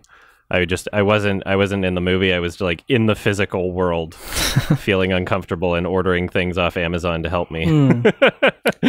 Cool. But you're both wrong. Anyway, Blade Trinity, 2004, directed by David S. Goyer. Blade Trinity. David S. Goyer directed this one and wrote it. So he's the writer of the first two.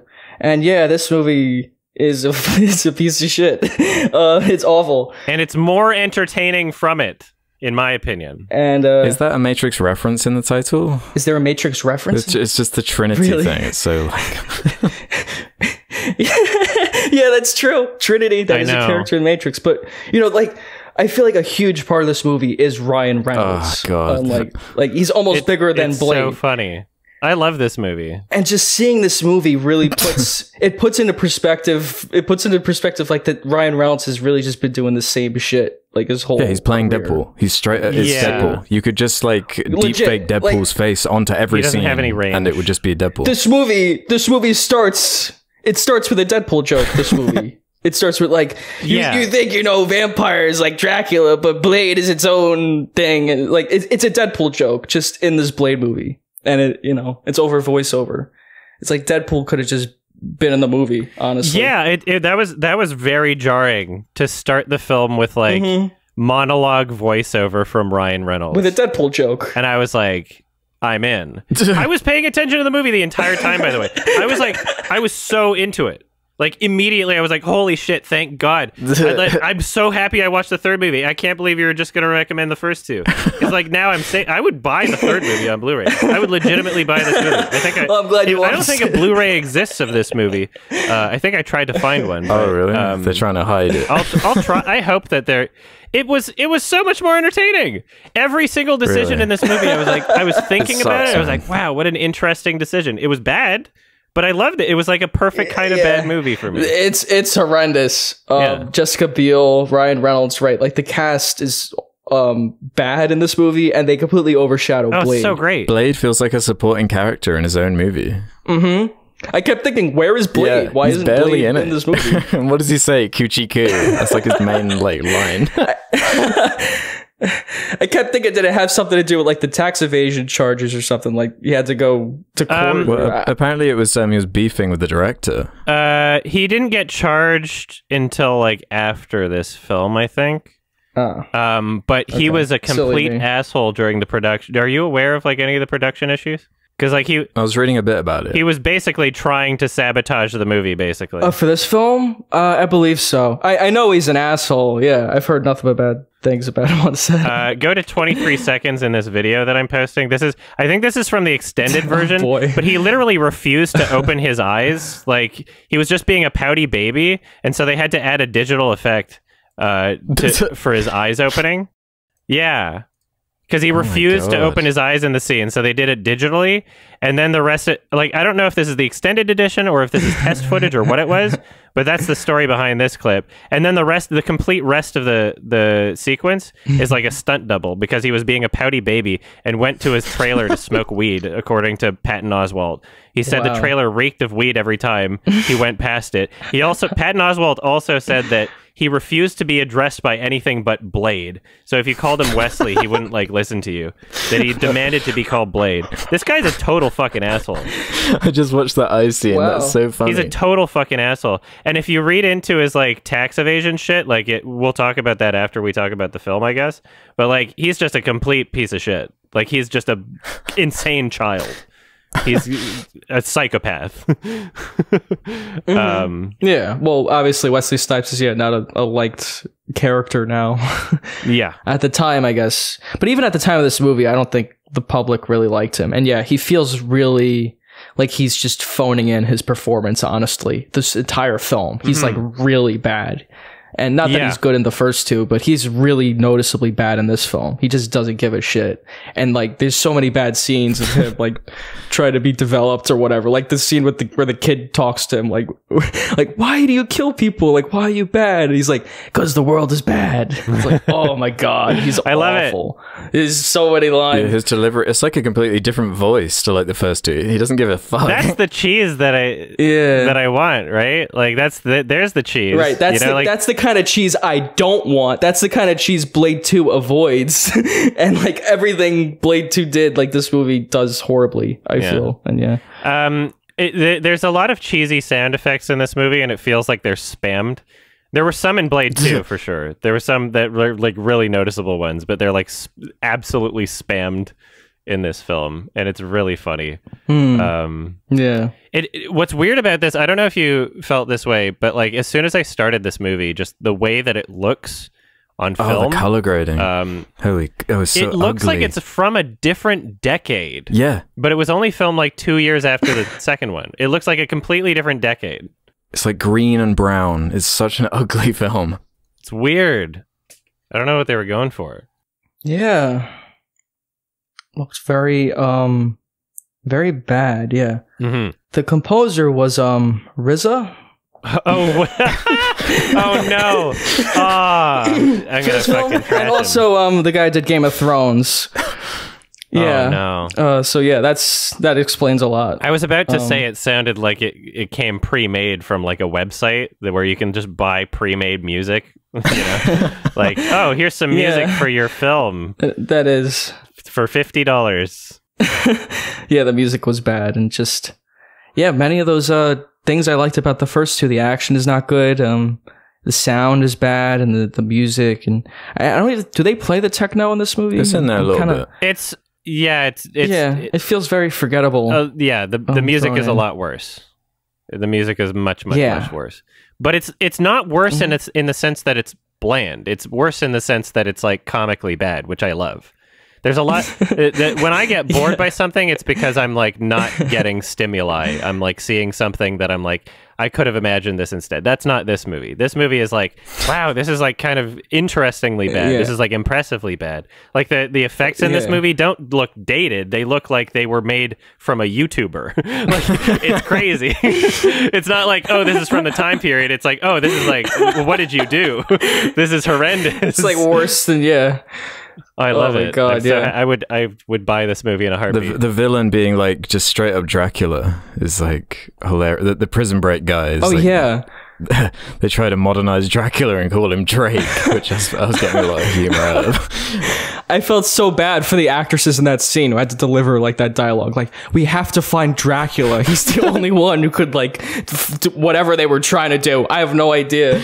And they try to do the little Deadpool like wink wink nudge nudge with the showing the comic book or whatever with Deadpool. Sorry, Ryan Reynolds being like, yeah, it's Dracula's back. It was like episode 9 stuff. Like, oh, it's just so dumb and annoying. Oh yeah. So I was bored to tears. That's all Ryan Reynolds' dialogue in this movie. Yeah, this one's pretty I can't bad. stand Ryan Reynolds' shtick. I cannot do it.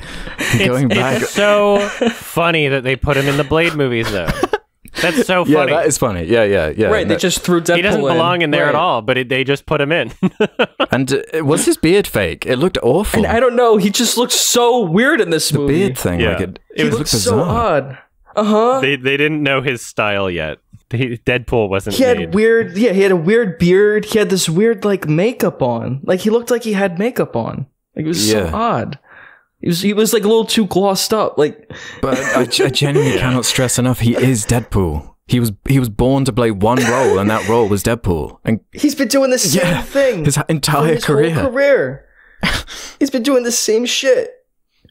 It's this meta, whatever. Any scene he's in, like, diffuse the tension by being quippy. It was like, Marvel before Marvel. It's so irritating. But I guess people love it. There's one of the actors. Her name is like Parker Posey. I'm not sure if I know her from anything else, but the reason why I looked up her name is because throughout the film she's like doing this weird overacting thing where like her facial expressions remind me of like Zoe Deschanel in The Happening sort of thing. Like, whoa, like it's really out there. It doesn't seem like a human being. Like it's just the weirdest directing, I guess, for actors. But she was the vampire, right? That looked like she had a bird on her head. Yeah. She was. Let me look. I don't remember which character she played, but I made sure to write down her. She was like one of the main. She kept reminding me of Elizabeth Banks for some most reason. Screen time aside from what's her face from BoJack. Okay, yeah. What's her name again? What, Jessica Biel? Thank you, Jessica Biel. Thank you. Did you like the wrestler Triple H showing up as like a lead villain? That was so weird. I'm not even like a wrestler watcher. Yeah, didn't recognize him. No, me neither. I had to Google it after, and I was like, oh, I guess that's who Triple H is. Okay.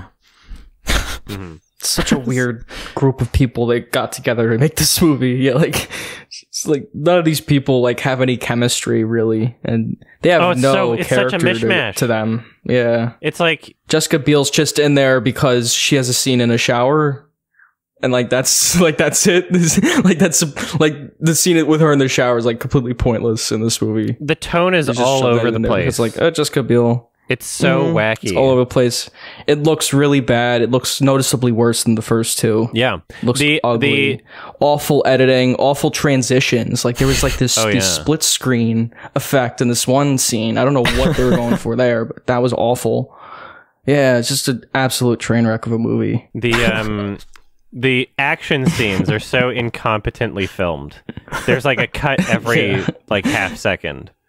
It's like you can't tell what's happening. Yeah. And then she pulls out like a fucking like light bow or something. I'm like, it looked like some weird thing from Dead Space or some shit. I was like, what? Yeah, I can't shoot around corners. Well, I can. Constantly in this movie, I'm being like impressed by it because it's just like, what the fuck? Yeah. I'm being shown something new every time, you know? It's a very entertaining. I just can't get over that. Blade is like barely in the movie. Like if we talked about the story, Blade gets arrested in like the first 20 minutes or whatever, and he's like in jail. It's like, okay, so where is this going?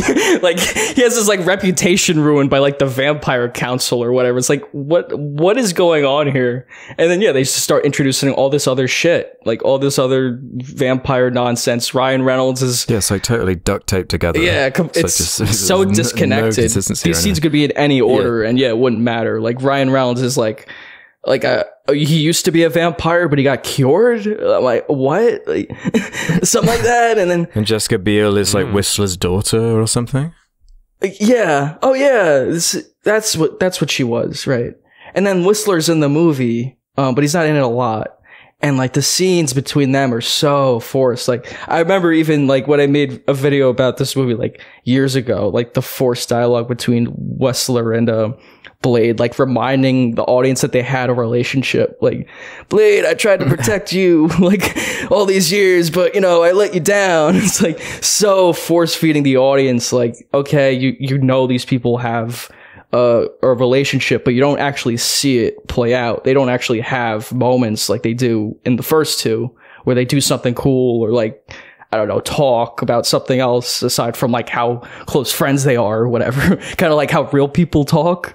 And it's just not, you don't get any of that relatability in this movie. It's just like the humanization of Blade is like completely gone at this point. There's just nothing, there's absolutely nothing to connect to And it's just like, yeah, watching people run around in really silly costumes. It looked really silly this time. I noticed them walking around like the cityscape and jumping on rooftops, like dressed as like these ridiculous costumes. It was just so distracting and silly. And I didn't feel that way in the first two because they had more of a clear tone and an atmosphere that I liked, at least. Yeah, I hate this movie. Yeah, it felt like they were treating the story like a joke, and even though the jokes weren't successful, it still was entertaining for me because it never had like a grinding halt in terms of like exposition and like, oh, okay, everything's like super serious right now, because fucking Deadpool was there and he was always making some dumb fucking stupid joke, and it was like, yeah, the jokes suck and it's cringe, but it's like, at least it doesn't feel like I'm supposed to be taking it seriously, so oh man, I was groaning every time Brian was on screen. I can't handle it, man. It was funny. It was so funny. I find this movie absolutely boring. I find this movie boring. I can't get over that eye thing, like CGing the eyes open. It's like it's blowing my mind. That's the funniest shit. that is adding more humor. That is funny. I didn't notice it. Man. Yeah, I don't even know if that was in the movie. That might have been test footage, or that might have been in the extended edition. But there's a whole thing of production troubles. I'll just read from the wiki right now just to give a summary. Sure. Just knowing. Reportedly, Wesley Snipes was very unhappy with the film's script and original choice of director David S. Goyer, who had written all three films in the franchise, was then selected to replace the director of the film, which Snipes also protested. Snipes reportedly caused difficulty during filming, including frequently refusing to shoot scenes, often forcing director Goyer to use stand-ins and computer effects to add his character to scenes. Goyer described making the film as, quote, the most personally and professionally difficult and painful thing I've ever been through. Oh my god. Co-star Patton Oswalt alleged that Snipes would spend much of his time smoking marijuana in his trailer and that he became violent with Goyer after accusing him of racism. Whoa. It has also been alleged that Snipes refused to interact with Goyer or his co-stars and would instead communicate with them through his assistant or the use of notes. Snipes also allegedly referred to his co-star Ryan Reynolds as a cracker on one or more occasions. Snipes denied that version of events and said that as an executive producer on the film, he had the authority to make decisions, but that some people had difficulty accepting that. That's from the wiki. It's so embarrassing. Yeah. That's funny. Also, this is all. He's in 2005. Snipes sued New Line Cinema and Goyer, claiming that the studio did not pay his full salary, that he was intentionally cut out of casting decisions and the filmmaking process, despite being one of the producers. Okay, so Snipes was sued by United Talent Agency for allegedly failing to fulfill agreements to pay commission to the agency on his earnings. Okay, so there were 2 lawsuits in connection to this movie. So that's fun. Yeah, it was absolute disaster of a production, and you can tell watching the movie because Wesley Snipes is like barely in it, and yeah, there's all these weird like directions the plot goes, like him being in jail for like the first hour or whatever the fuck. It's just like it's so silly. I love it. That fucking Deadpool just burst through a window doing like a spinning Superman dive. Like, what the fuck? You love that the hero of the film is barely in the film? Yeah, I do, because I don't like the other films. It's funny. it's a fun kind of like fuck you to the fans. It's a series about a different superhero, and then just Deadpool shows up and like hijacks the series and just tanks it. I love it. It's so funny. Another film. Yeah, I think that's funny, but I can't. The film is just like painful. It is funny, but it's also kind of sad. Yeah. If I were a fan of the first 2 films, I might be upset. I'm able to just kind of laugh, Well, I will admit the first 2 films are basically all style. It's all just like the director's vision, or the filmmakers, like what they wanted to do with the character and the action, more so the look of it, not necessarily the story. And here it's just like, okay, so you don't have like the style of Guillermo del Toro anymore to like really tie this together. And it's just like a bunch of hack producers like making something because they want to make money. It's like a person learning how to direct a movie over the course of the film. Yeah. Yeah, and then the production troubles. It's a bad recipe for making a movie. ultimately. It's a lovely disaster. And yeah, it feels like the third film in a series. It feels really worn out. Yeah, the whole temper tantrum angle does like make it funnier as like a story, like about the production. But man, the movie itself, I just found another funny note from behind the scenes. Where is it? Yeah, Snipes would ignore the entire cast, but he once acknowledged Reynolds by saying, "Keep your mouth shut, you'll live longer." It's like a straight up threat. Yeah. If you I'll just mention this right now. The tax evasion shit. Yeah. He filed a bunch of like false tax returns. Yeah, let's see this. So, conspiracy charge against Snipes alleged that he filed a false amended return, including a false tax refund claim of over $4 million for the year 1996, and a false amended return, including a false tax refund claim of over $7.3 million for the year 1997. And so, filing false tax returns, false, like an exorbitant amount for false refunds. The government also charged that Snipes sent 3 worthless, fictitious, quote, bills of exchange for $14 million to the IRS. So essentially what he's doing here is he's one of those sovereign citizens. You know, those people that are like, I'm not driving, I'm traveling, so I don't need a license. Those people. Right. He's literally one of those people, and he thinks that he's like above the law, and he shouldn't be paying taxes, and yet he's doing these like false refunds. He's claiming he's like a free citizen. Like, it's absolutely insane. I mean, he's Blade. He is above the law. Well, he went to jail, right? How long did he go to jail? Yeah, he went to jail for like 3 years. So it was like a 5-year sentence. He spent That's like crazy. He got out early and then spent like 6 months on house arrest. The star of a major film franchise, like went to prison, and you know, it's not like O.J. Simpson who was in like, you know, one movie or whatever. Yeah, like, he's the star of 3 major films that grossed like hundreds of millions of dollars, and he went to prison like after, and he's been in films after. Yeah, there were like 2 co-conspirators that went to prison for longer. Yeah.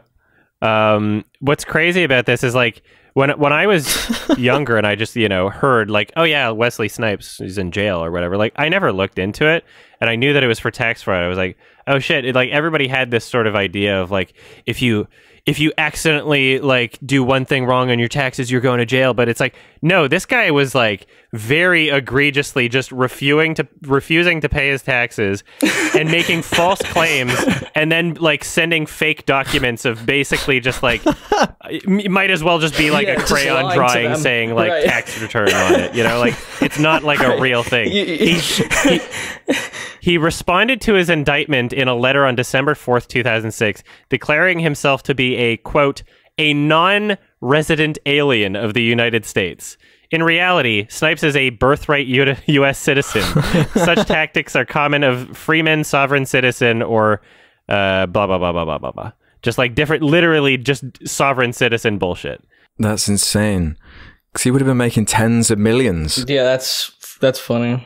Yeah, he's already a fucking millionaire, multimillionaire. Imagine doing that as a fucking celebrity multimillionaire, just being like, I shouldn't have to do anything, and also you owe me money. Actually, even though I'm not a citizen, you owe me money on my tax return. Yeah, just what the a baby balls to just be like, yeah, I'm not gonna pay my taxes. Yeah, and then like, send him fake documents. Yeah, he could have been in more Blade movies if not for that. Yeah, not a good human being. No, that's pretty serious, right? And you don't fuck with the IRS if everything, everywhere, all at once taught me anything. True. They got Capone. There's a lot of good lessons to get from that film, but yeah, they did get Capone right. Of all the shit he did, like he murdered people, like they got him on tax, the last taxes, straw. you know. He's a murderer, Al Capone. So yeah, Blade Trinity. Some really dumb, fun cheese shit in this movie. It's like way more campy. I'm glad you enjoyed it. It's not, successful in the same ways that the other films are. It's very much incompetent. But in terms of like the cheesy shit I can laugh at, there's more of it in this film. Like, I can't shoot around corners. I can. Like, it's just really lame shit that just doesn't work that I find so entertaining. I mentioned it with like the bow and arrow, whatever the fuck. Or like the whole baby thing with the villain, like, I love it. They threw a fucking baby. They threw the baby. You never see that shit. I was like so happy throwing a baby. Yeah. Did you guys watch Extended or the normal one? Wait, what? There's an Extended? Yeah. I didn't even know that. The one on HBO Max. I think that's the regular one. Yeah, it's the regular I have no idea. I rented it off iTunes. The Extended one's like 10 more minutes. I didn't watch that one. There's no way in hell I was watching that. Yeah. I was like immensely entertained by this movie. I would buy it in a heartbeat. It's up there with like what's a good example? It's up there with like Jupiter Ascending. It's more entertaining than Jupiter. That's what I was thinking. You know, just like a really Jupiter Ascending. Yeah, just like a solid dumpster fire. You know, well, like Giggly recently. It's perfect. I could watch this with some drunk friends. Yeah, Geely. Yeah, I could see that. Giggly was jiggly. Yeah, I find this movie. I find this movie absolutely boring. Just like completely fucking dull. I can't get into it at all. How can you say that? I just prefer those first two. The craft of those first two. Like they're actually trying. Yeah, there's actually stuff I like about the first two. There's just nothing. I actually like those apart from movies. pure irony. Yeah, well, there's actually stuff I love about this movie. I'm like, wow, that was actually a really well done. That moment made me like go on the edge of my seat, like some action scenes in Blade 2. I'm like, I gotta commend that. But then nothing in Blade Trinity, like absolutely nothing. And I guess despite all of our criticisms, I looked at the gross for this film. It made $132 million, which is not bad. Actually did pretty well. Yeah. It didn't do as good as Blade 2, but it made as much as the first Blade. It's an actual franchise. Not a huge success, but not a huge bomb. Yeah, they might have made another one. If not for the whole like drama behind the scenes, they might have gone in on another one. I saw they were maybe planning to do like an Underworld Blade crossover or something, which would have been hilarious. Do it. Bring back Wesley Snipes. Just don't pay him any money. Say that you're like a sovereign director and you're like, I'm actually free to blah, blah, blah, blah, blah, not pay you. Just like write a bunch of dumb bullshit that he would do. Like, actually, I'm not a director. I'm a traveler for film. I don't have to pay you. That's the thing, though, right? Like, Blade is now back in the hands of Marvel and he's been cast, like, as Mahershala Ali is going to play him, like, in the MCU, so... I think his ship They're going to sailed. recast him anyway. The MCU isn't going to rehire someone like that. Oh, no, hell no. Yeah. No, not Wesley Snipes. But, I'm looking forward to the new version of Blade. I don't think it'll be as cool as this. I don't think the new Blade movies will be rated R. And I don't think they'll be... Do you not think so? As cool as this. I don't know what they're going to do. If they're still doing Deadpool rated R... There's a chance that they'll do Blade rated R. It'd be kind of disappointing if they release that it's PG-13, though. I just love how the first two Blade movies are super bloody, and that's one of my favorite things about them. Like, people get like shot and then like their heads explode like in like big puddles of like goo. Like, it's awesome. That was one of the lamest things about Morbius was that it's a vampire. It's what they do. They drink blood and kill people. Like, it's kind of important to like actually it being interesting. Yeah, it's the whole aesthetic. So I don't know what they're gonna do. Trying to morph it into the MCU. Morb it into the MCU. Yeah, sorry. Yeah, well, because it is Disney. And they're always concerned about like putting the thing on Disney Plus and whatever. So I don't know how violent they're going to make it. But that being said, they have like Punisher on their streaming platform now, which is a rated R show. So I think there's some kind of age restriction thing. So maybe they'll start making rated R movies. Maybe.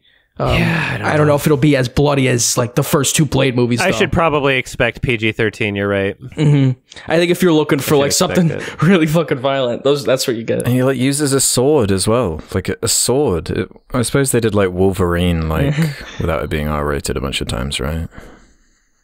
And it sucked until they made it rated R, and then it was good. Yeah, Wolverine Origins. Although, this movie's... Is this movie rated R? Oh, Ryan Reynolds was in that as well. It's a bit of a trend going on. Yeah. This movie is rated R. Yeah. For although really, it doesn't really bad. stick out to me. Yeah. All right, great movie. Fucking awesome. I give it a 3 out of 10. Yeah. Massively entertaining. Perfect for me. I'll watch it again for sure. I can't deal with this movie. It's a 1-star for me. Nice. I can appreciate the humor outside of it. Like, but the Ryan Reynolds, that he's basically the main character in a Blade movie. Yeah. It's so bizarre. But yeah, I like the humor outside of it, but otherwise it's just a total fuck up. I cannot get behind Deadpool hijacking a Blade movie. It's so funny. This is a half star. This is a half star if I've ever seen it. Awful. Yeah. Different Absolutely strokes awful. for different folks. Yeah. Well, there you go. Those are the Blade movies. I'm not sure why I recommended those, but it's an interesting series. Had a big drop off toward the end. I guess it depends on your opinion, though. To the moon. A drop off to the moon. To me, it didn't. It had a huge drop off. Went from a 6 to a 7 to a 1. So, yeah. 4 to a 5 to a 3. I guess that's Blade. All right, question time. That's not bad. Okay, let's do some questions from the Sardonicast community. Head over to the suggestion thread on the subreddit if you want to ask us questions in future episodes, just like AV Center staff member 2 did. Hey guys, hope you're doing well. I vaguely remember Adam in either one of his videos or live streams praising the Planet Earth and Blue Planet series, and saw that he is also watching Prehistoric Planet at the moment, which I'd love to hear his thoughts on, by the way. Though I also love Blue Planet and Planet Earth and nature documentaries as a whole, I feel as they are a genre that seems to get let off the hook by many critics, as most nature docu-series that I've seen, like for instance Frozen Planet or Chased by Dinosaurs, are rated 7.5 or above on IMDb, when they offer very little scientific discovery, thematic narrative, or even interesting animal behavior. To me, it seems as if critics are just looking for some nice shots and enough scientific accuracy in order to give a nature documentary a positive score. So what do you guys think? Is there any trend like this that you've seen in nature documentary criticism? And how have you guys critiqued a nature documentary in the past? By the way, I hope it didn't just sound like I was saying that Adam is specifically letting nature documentaries off the hook. I just thought of this question after hearing him talk about the ones that are genuine classics. Off the hook? Like, am I supposed to be like, am I supposed to, if it's... You're supposed to feel really bad about that. If it's telling, if it has good visuals and good music, and it's just showing things and it's not just making shit up about it, and I'm like looking at something interesting and maybe learning something.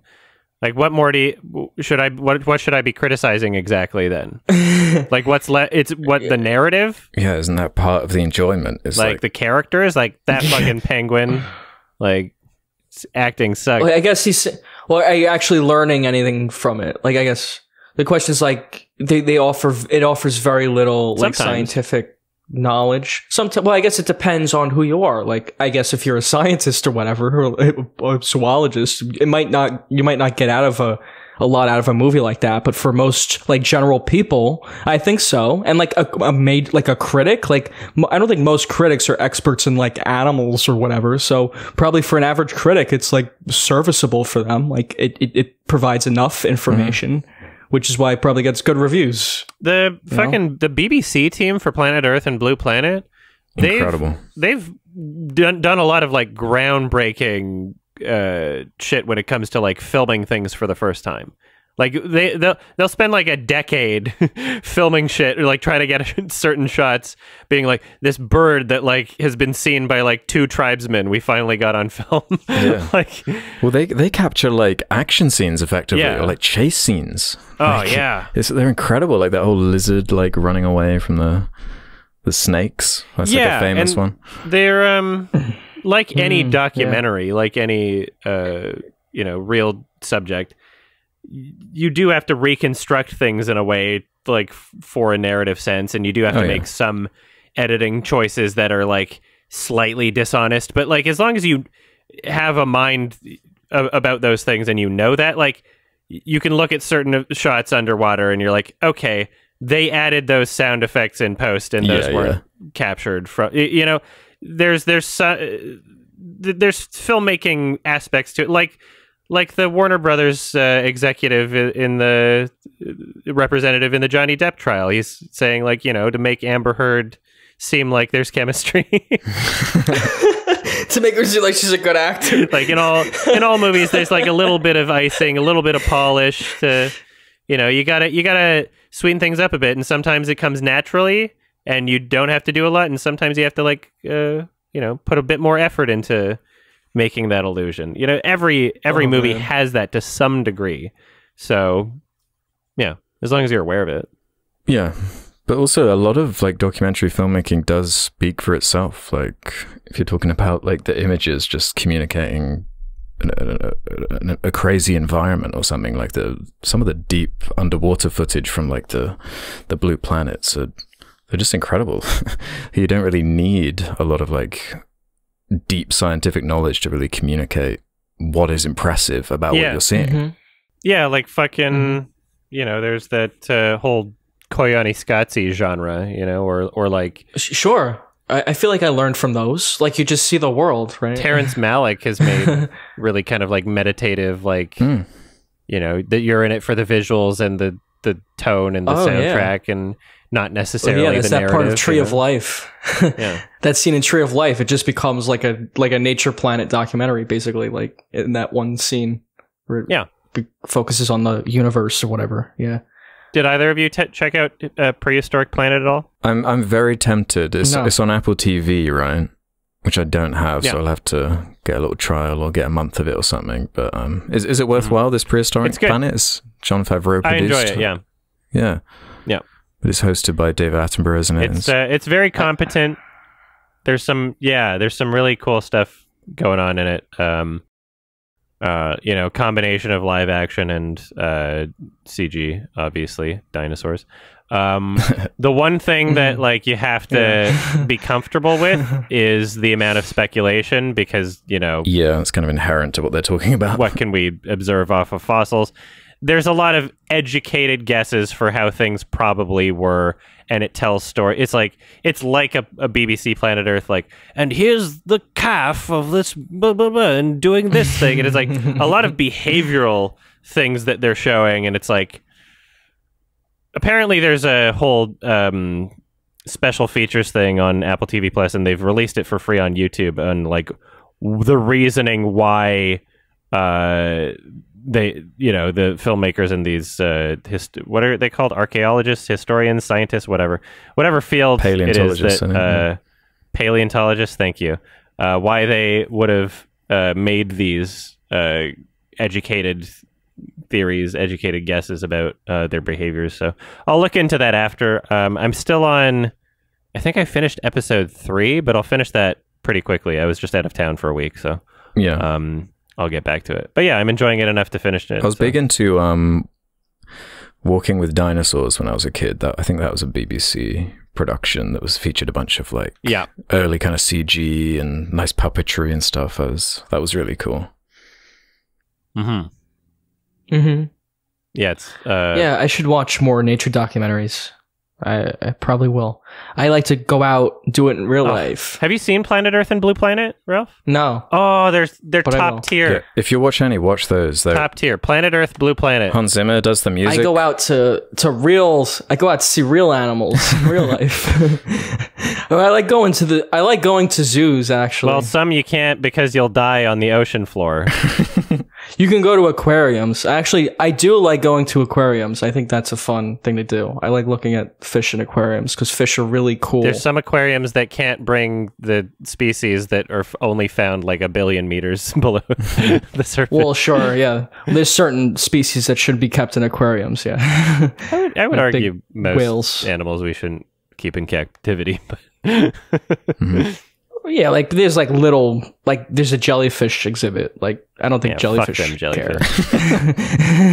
I think they're fine in like a little thing, a little what's the word for the thing in the aquarium? Whatever. Exhibit. The exhibit. Yeah, exactly. We eat them anyway. Yeah. I think jellyfish are really cool. Just like the fact that like I don't know that's life. Like we kind of come from that, or like that's some kind of offshoot of life, and it looks so just different from like us, like from most other animals. Yeah, they're just totally at the whim of the ocean. They just float around, like just capturing it's shit. So weird. Yeah, it's just such a weird organism. I'm just like, how does that even work? Yeah, that's such an odd. Yeah, fuckboy jellyfish. It's like jellyfish. Oh my god. Yeah. All right, next question. Okay, so I'm gonna do this one and just embarrass myself for a little minute. Mr. Boo 84.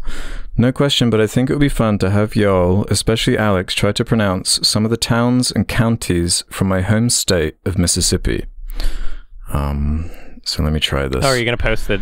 Okay. Let me see if I can just copy and paste this comment in the Discord a second. All right. We'll take turns. Or I guess we don't have confirmation, so we can all try them. Okay. Do you want me to go first? Go for it. That looks like Kosciuszko. Oh my god. Kosciuszko. Kosciuszko. Kosciuszko? Yeah, that seems right. How would you say it, Rav? That seems right. Kosciuszko. Kosciuszko? Yeah, okay. I'd probably say it like that. How about the next one?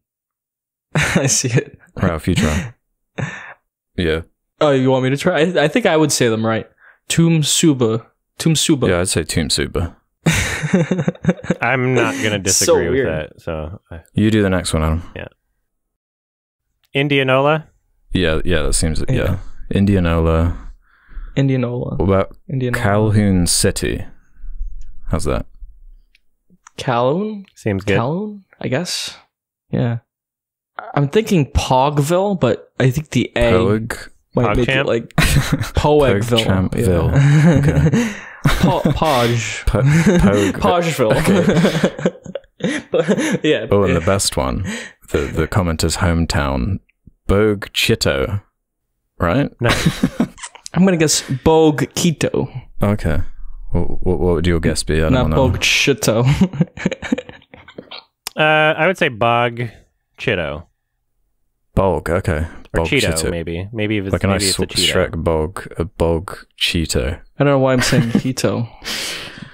Like the C is silent, but yeah, it's Mississippi, so it probably wouldn't be. Well, they can leave a comment just ranking our attempt. Bogue Cheeto. Okay. Yeah, is there any way to like confirm it? Yeah, we're just supposed to like just annoy some people from Mississippi. Plot twist: none of these towns exist. Yeah, they just made them all up. They're all fake. We just embarrassed ourselves for a few minutes. Find out next episode if we're right. Okay. All right. Next question. Maximum Ducks has one. When I finally saw The Shining, I felt like the impact was lessened because of the amount of references and parodies I'd seen through my life. Has there ever been a movie that was ruined for you because of parodies / excessive references? No. Really? Not never? I don't think so. Depends how essential the aspects to the film are that you're familiar with. I'm trying to remember the last. Yeah, I didn't really enjoy Misery. I thought that because if I was maybe watching it in its time period and it was something like really new for me, then it would be like great. And sure, the performances were pretty good, but yeah, it was a very not well shot movie. Also, that didn't help. I felt like it was riding a lot on like that reveal, like the ending, like the whole shocking aspect of it. Yeah. And when that's been parodied to death before I've seen it, it's not shocking because it's expected. It's the reason you watch the movie now. It's not something you naturally get from the movie. So yeah, I was very bland movie because I was not shocked by what happened by the end of it. Also, let's be honest, if that's what the movie's riding on, it's like, even if it is shocking at the time, like even if I was shocked by it, I still wouldn't consider it to be like, wow, best movie ever sort of thing. Hot take, so whatever. Yeah, it didn't necessarily lessen the impact, or maybe it did a bit actually. It was when I finally got around seeing Citizen Kane. Like, it's just, the whole Rosebud has just been parodied to death. You already know you know, it's just like a similar thing as you were saying with the yeah. I saw that pretty young, so I didn't have that ruined for me. At least with Citizen Kane, I feel like that's not what the movie is relying on. Whereas with Misery, I feel like that's what the movie relies on. And so, yeah, some people, during my whole, like, YMS doesn't finish movies thing, like, a lot of examples that people gave were like, yeah, but what if it was, like imagine walking out of The Sixth Sense because it was boring and then misinterpreting it because Bruce Willis is at the end. It's like, but that's not, the movie isn't riding on that. Like, what I care about in films is not just like the exact literal beat of like what happens in the movie. What I care about in films is how things happen. And generally in movies, like that's pretty consistent throughout the film. How things happen is, you know, the way it's shot, the performances, how it's written, you know, not just like this happens, then this happens, but like in the way in which things are written. Like that's something that you can pretty accurately judge in movies. And I don't claim to judge the entire movie. I only judge the parts of the movie that I've seen anyway. So anyway, that was a dumb controversy that made no sense. But for something like The Sixth Sense, like it's like incredible throughout. Like it's they're fantastic choices of like how the music was. The score is amazing, and then like the decision not to include music during the bike scene. Like I've only seen the movie like maybe once or twice, and I haven't seen it in like 15 years. But I remember it so vividly. I remember it so well because it's like the entire experience is something that sticks with you, right? Like it's not relying on the twist at the end for it to work. So yeah, I disagree with people in that sense. So even though I'm pretty sure by the time I saw The Sixth Sense, the twist was spoiled for me. Like that was parodied to death before I was like old enough that I would have checked it out. Yeah, I knew when I first watched it. Yeah. But that doesn't lessen the film in any way for me. It would have been great. I would have loved to have been an adult in 1999 and had that naturally. Like that could have been like a really defining cinema moment for me of, you know, before everything had a twist and before M. Night had that as part of his, you know, like a catchphrase, you know, his tropes. But yeah, it's still a 10 out of 10 movie for me from what I remember. Like it's still like a really fantastic movie. Yeah. Maybe 9, I don't know. A lot of like twist movies, actually, I could think of. I've had this experience with like The Usual Suspects. It was like the one thing I knew about it before I saw it was that there's some kind of huge twist, and I was just kind of like waiting for it. that would have affected the experience for me. Yeah, I don't know. I've never really had twists ruined for me. If I have, while I'm watching the movie, I'm not thinking about it. I'm usually thinking about the plot, and when the twist happens, I'm like, oh yeah, that's what happened. I'm trying to think of a movie I had spoiled. I think I had Insandi spoiled for me. Oh no, never mind. It was something like that, but I just didn't care. You know, I was just like, well, whatever. Like a movie is made up of so much more than just the basic plot points. Despite what a lot of people might say. Sure, but just you're not thinking about that, and you're just anyway. You're just so engrossed in like the situation and the characters. I'm not thinking about like what's happening next. I'm just thinking about like the moment, like the characters are. So it's not like a twist. Like there's a lot of people that give me the impression that like film to them is just only the basic plot points, and that they don't care about like how anything is presented. That's apparently that's a lot of like film discussion on the internet. Yeah, film is theory, so it could be anything. But you know, you could look at it as like, I guess that's literally what it is. It's like giving you information in sequential order that is a story. It's just how it's presented. Yeah, the way in which you present that information is so much more important to me than the information itself. And like the information that's why I watch movies instead of reading Wikipedia plot summaries or watching that one channel that just recaps movies. Yeah. Well, I feel it's both. Okay. Yeah. You can still have like a good story in terms of like those basic plot points. Like there can still be things to appreciate where like if the basic plot point includes something like really ballsy for me, I'm like, hell yeah. Throwing a baby, great. Like it doesn't even matter how you show that. The fact that it's in there, that's great for me. So yeah, I'm not immune to that for sure. But I do care more about how things are Like that's just so much more important to me. And so the whole like being spoiled by pop culture shit doesn't really influence that, because that's not what I care about most in the movie. Just unfortunately with Misery, the rest of the movie was really bland. Aside from like some good performances, but not if the movie is the twist, it was reliant. Okay. How about this one from a Splenetic? What do you guys think of the new stop-motion horror film Mad God by Phil Tippett? Apparently a decade in the making passion project, and is highly on my radar after seeing the trailer recently. Would love to hear your thoughts, as it's being made by a highly prolific stop-motion pioneer in filmmaking and is described as a highly disturbing Dantean fever dream. I am excited for it. Yeah, I saw the trailer a couple months ago, and I was very eager to try and find a way to watch it. And I think it's coming to Shudder streaming in a few weeks or something. So, well, great that it's coming out, because I had the opportunity to see it at fucking Fantasia Festival, and it just conflicted with other shit that I had going on, and so I couldn't. I missed my opportunity to see it, and so yeah, shit happens. But I'm glad it's coming out, because that is one that I regretted not going out of my way to see, I guess. But who knows? Maybe it'll just be average, because the people asking these questions haven't seen it, probably. maybe it'll just be too much hype. But either way, I'm looking forward to it. Remind us when it's out, I guess. I saw the trailer for it at it's out for me June. Like soon. It's coming out in a couple days for me. I can go see it in the city. Yeah, I put it on my calendar. It's coming out on the 16th in the UK. Yeah.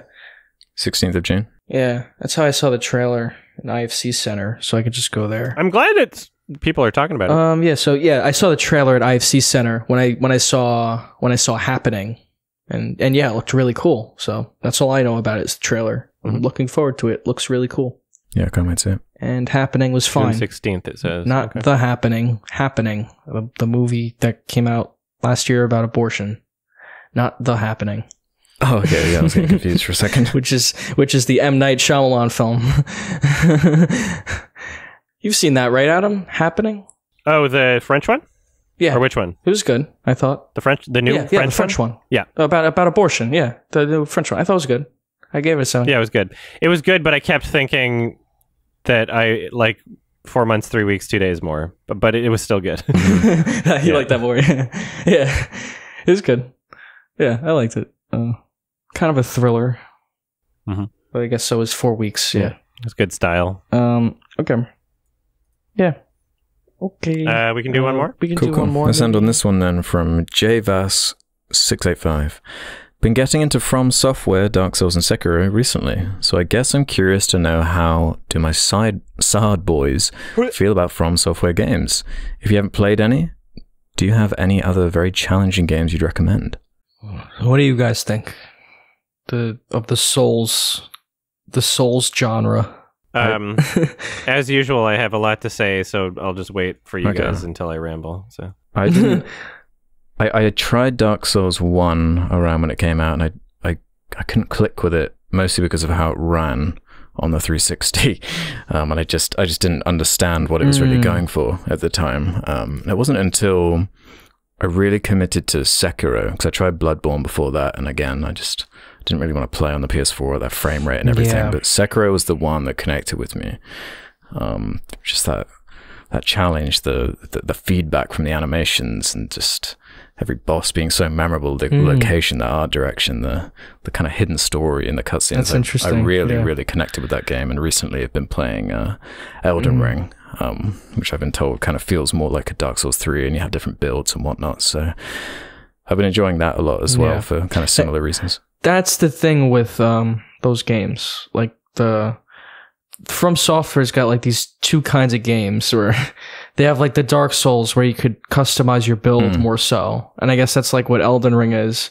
But then like Sekiro, it's basically just you play the game the one way. Like there's no build, I don't think. You're just a samurai guy. Like you have to play the game.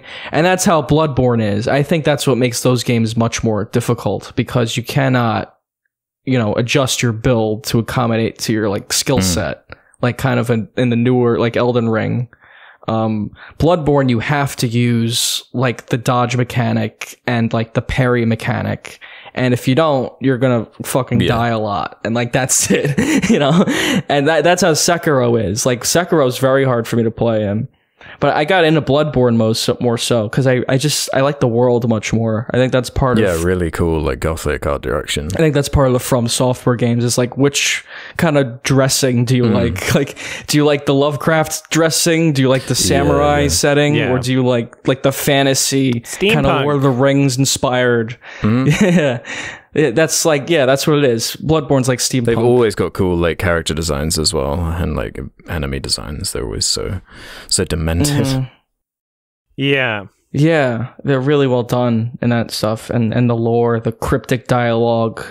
They just have these trademarks that are very iconic, and that everyone's trying to copy now. That's why I say it's a genre, because there's other games now that are just Dark Souls, but you can't just call them Dark Souls clones because it's just become a genre. It's just like Souls like kind of games. It's like how Doom spawned first person shooters and everyone called it Doom clones. You know, it's just, this is kind of like a new way of making a game where it's just like, I love how like customizable the characters are anyway in Elden Ring specifically. Like the way of like leveling up your character and your stats I find very satisfying. I love the character customization element of Elden Ring, and like you could customize your guy to be anything, and unlike these other games they made, they have like this system to like redo your stats. You can like reset your stats to put it like you use a larval tier, I think, and you can reset your stats in Elden Ring to change your build to be a sorcerer or to be a knight or however you want to tackle it. And like a lot of fun I had with that character building. I built Doctor Strange in Elden Ring, and it was like really good. It like looked just like him. And I love the multiplayer component of these games too. And especially in Elden Ring, like you can get to customize your character or whatever and interact with people. Like I spent a lot of time in Elden Ring just hanging out with people. Like in Limgrave, we're just like sitting down and like fucking around. Yeah, the subcultures are fun in Souls games, where like in Dark Souls they have the like fights where people summon in and like the Colosseum arenas and just fight each other and put each other to the test. Yeah, and then there's people who are like so like Souls purists that they don't use multiplayer at all. They think it's like cheating. There's definitely a community. There's certain people in the community that are like just so toxic, constantly trying to prove how much better they are than other people. And those people can turn multiplayer off because there's a one button you can use to switch it off, and then you could play alone, which is what they should be doing because they're annoying. These games are very hard. Yeah, it's like so fucking weird. People telling me like in my YouTube comments, like, you used a ranged weapon, you didn't really beat the boss. Like, they put the weapon in the game. The developers put it there. Yeah, right. I feel like they want you to do that kind of shit. It wasn't by accident. It didn't accidentally make its way into the game. That's honestly how I feel. Fuck. Like, you know how many times I like got killed and like X'd out of the game and reloaded a save so I didn't lose my souls or whatever? It's like they want you to do that shit. They want you to do it. Really? Because it's so hard. But surely, that's like good game design, right? Because they don't have like difficulty options a lot of the time, but within how you choose to interact with it, you can make it harder or easier for yourself. So in a way, that is difficulty options. I much prefer that over having like rigid. This is easy mode now. I can kind of customize it much more, have much more freedom. Right. It just feels so fluid and customizable. Yeah. I wouldn't say the developers want you to quit out of the game like that, but I don't blame you for doing it because there is a level of like there's a certain point, and some of these Dark Souls games, some of these Souls games hit that point where it's not even about the difficulty, it's about the amount of time. Like, so in the DLC for Dark Souls 2, there's a boss, the two cats or whatever in the ice area, and the boss itself, if I was just doing the boss over and over, like, oh, I died, I couldn't figure it out, oh, I died, I couldn't figure it out, and then slowly figuring it out over time, it wouldn't be that much of, it wouldn't be that miserable. but it takes like fucking 15 minutes to get to the boss every time you die. And it's like you lose your health every. I'm like, fucking exactly. God. Like they didn't put like a good spawn point there, and so that was like one of the most miserable experiences was that boss, even though the boss itself wasn't like the worst thing. But because of how they designed it, Dark Souls 2 is probably my least favorite. Actually, easily my least favorite out of all of the mine Souls as games. well. Yeah. Dark Souls 2 is just absolutely horrendous. Dark Souls 2 doesn't have any kind of remaster, which makes it difficult to play, because that's the only one, like, the only way to play it is on a PlayStation 3. Oh, it has a remaster. It does? I didn't even fucking know that. Scholar of the First Sin or something. I'm pretty sure. Right? I'm gonna have to buy it. I'm gonna buy it today. But then they changed like a bunch of the way enemies spawn. They like remixed it a bunch or something and made it harder. No way. Yeah, no, I'm pretty sure I played it on the Xbone. There's an Xbox One version. Yeah. Dark Souls 2 remastered? Yeah, there is a remaster. Isn't it? Maybe I'm crazy. No, yeah, I didn't play it on the 360. I played it on I have an Xbone copy. It's a Dark Souls Trilogy remaster on PS4. Maybe that's what it is. Or, I don't even know if that's a remaster though. No, I think I got it individually. Well, I'm not sure. At least, the very least on the Xbone. I played Dark Souls Remastered, and that was great. You know, that's on my PC, so I didn't have any of those issues. And yeah, Dark Souls 3 was just PlayStation 4. But yeah, people do kind of dupe glitches and stuff. Yeah, that happens. Yeah, so basically, I started with Dark Souls, the regular Dark Souls, not Demon Souls, I guess. I tried doing that by myself a few times, got only so far, and I was enjoying it. I love the style. There's like a level of satisfaction from the gameplay, but as much as I'm the type of person where I don't like my hand being held for films, I very much do like my hand being held for video games. Not in like when I play a video game, like some of my favorite games are like, you know, Super Meat Boy, where I can learn physically how to achieve something, and it can be very difficult, but it's never unclear what I'm supposed to do. I enjoy difficulty. I don't enjoy not knowing what to do or not knowing how to do things in the ideal way. And so when it comes to games like Dark Souls, like I wait. I'm not playing the new Elden Ring for a while. I don't play that on day one because I want to wait for people to figure out like how to do it best. And as much as some people give me shit for having Twitch chat basically telling me what to do at points, but I ask for them to tell me what to do. And I say, I would like to have like one of the better builds in this game. What class should I do? Like, you know, the selector at the beginning.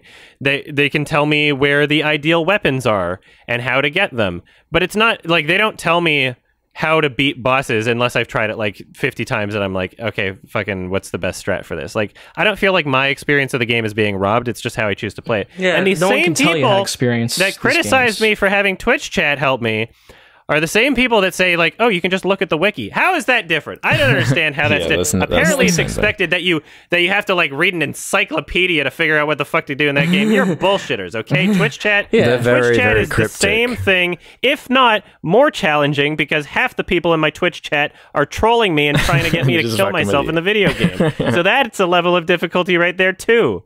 Half of them are lying. Yeah, sure. But yeah, I like Dark Souls 1 a lot. Dark Souls 3 fucking killed Dark Souls 3. I was good at it.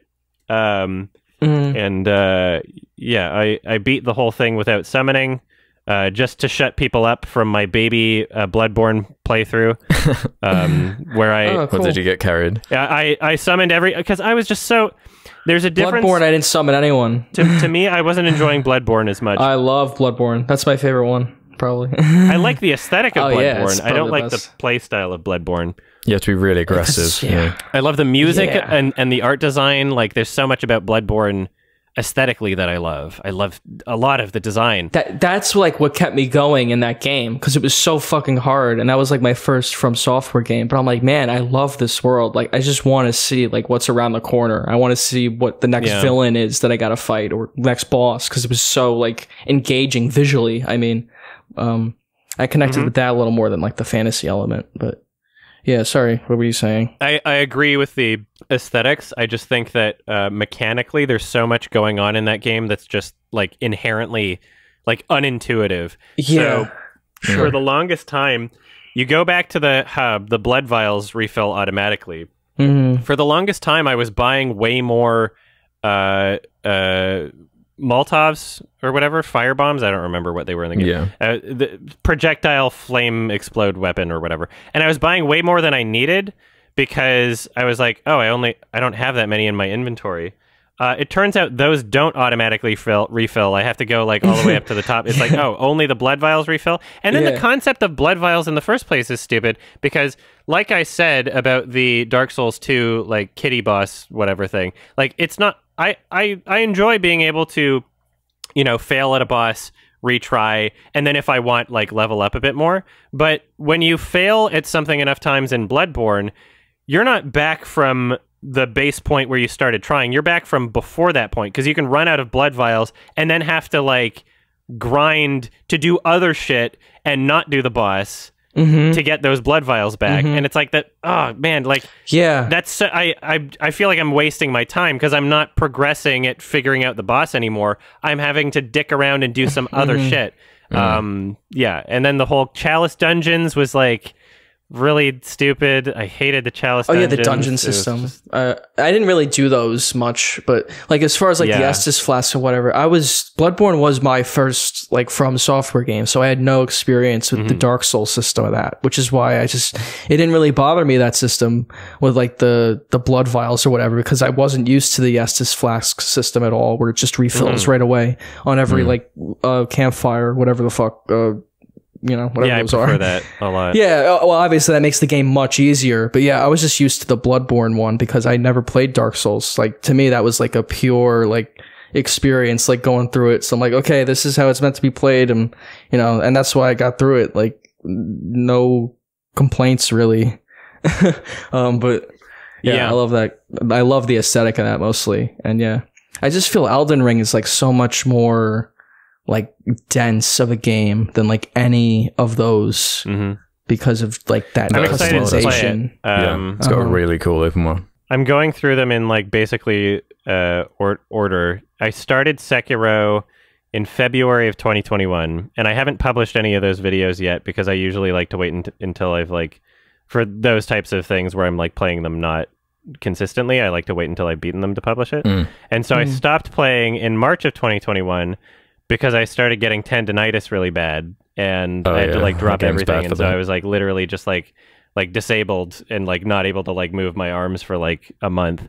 And it sucks because I was really enjoying that game and I was really, really good at it, and I was literally first trying like half the bosses in the game. And so many people consider it to be like a notoriously difficult Souls game, but as my difficulty was like figuring things out in the first like 10, 20 hours of playing the game or whatever, before I had like tackled any of the bosses. Like, this mechanic doesn't make sense. Why do I have to, you know, jumping up, doing the double jump and like going up a ledge. I was like spamming the A button or whatever button the jump was. I don't remember. I was like going like just hitting it a bunch of times because intuitively, like when I'm playing a video game, it's like, okay, well, I'm just, you know, I'm making sure that I'm hitting all the jump, and that's the grab up the ledge thing, blah, blah, blah. But it wasn't working, and I kept falling off. And then, like, over a billion hours of me just, like, losing my shit at this video game and throwing a fucking temper tantrum, I realized that it's like, no, you have to, like, time it exactly on those points and go jump, wait, and then jump, and then so you can't just spam it. I was like, what? Yeah. And it didn't give me any, like, feedback that's what I was doing wrong. And so, like, just tiny things like that annoyed the fuck out of me, but now it's like one of my favorite Souls games. Like, I could see myself beating it a second time just so I can do those separate bosses. Like, I really love it, and I'm kind of dreading publishing the first 10 parts of my playthrough because I'm just, everybody's gonna be mad at me because I'm mad at the game and just acting like a baby. But it's rough. Fuck yeah. And so I'll continue it at some point. I'm gonna have to figure out if, like, because what really upsets my tendinitis is like I don't think I can play Super Meat Boy again, really, because like the a lot of it is like button mashy with like continuous tapping, my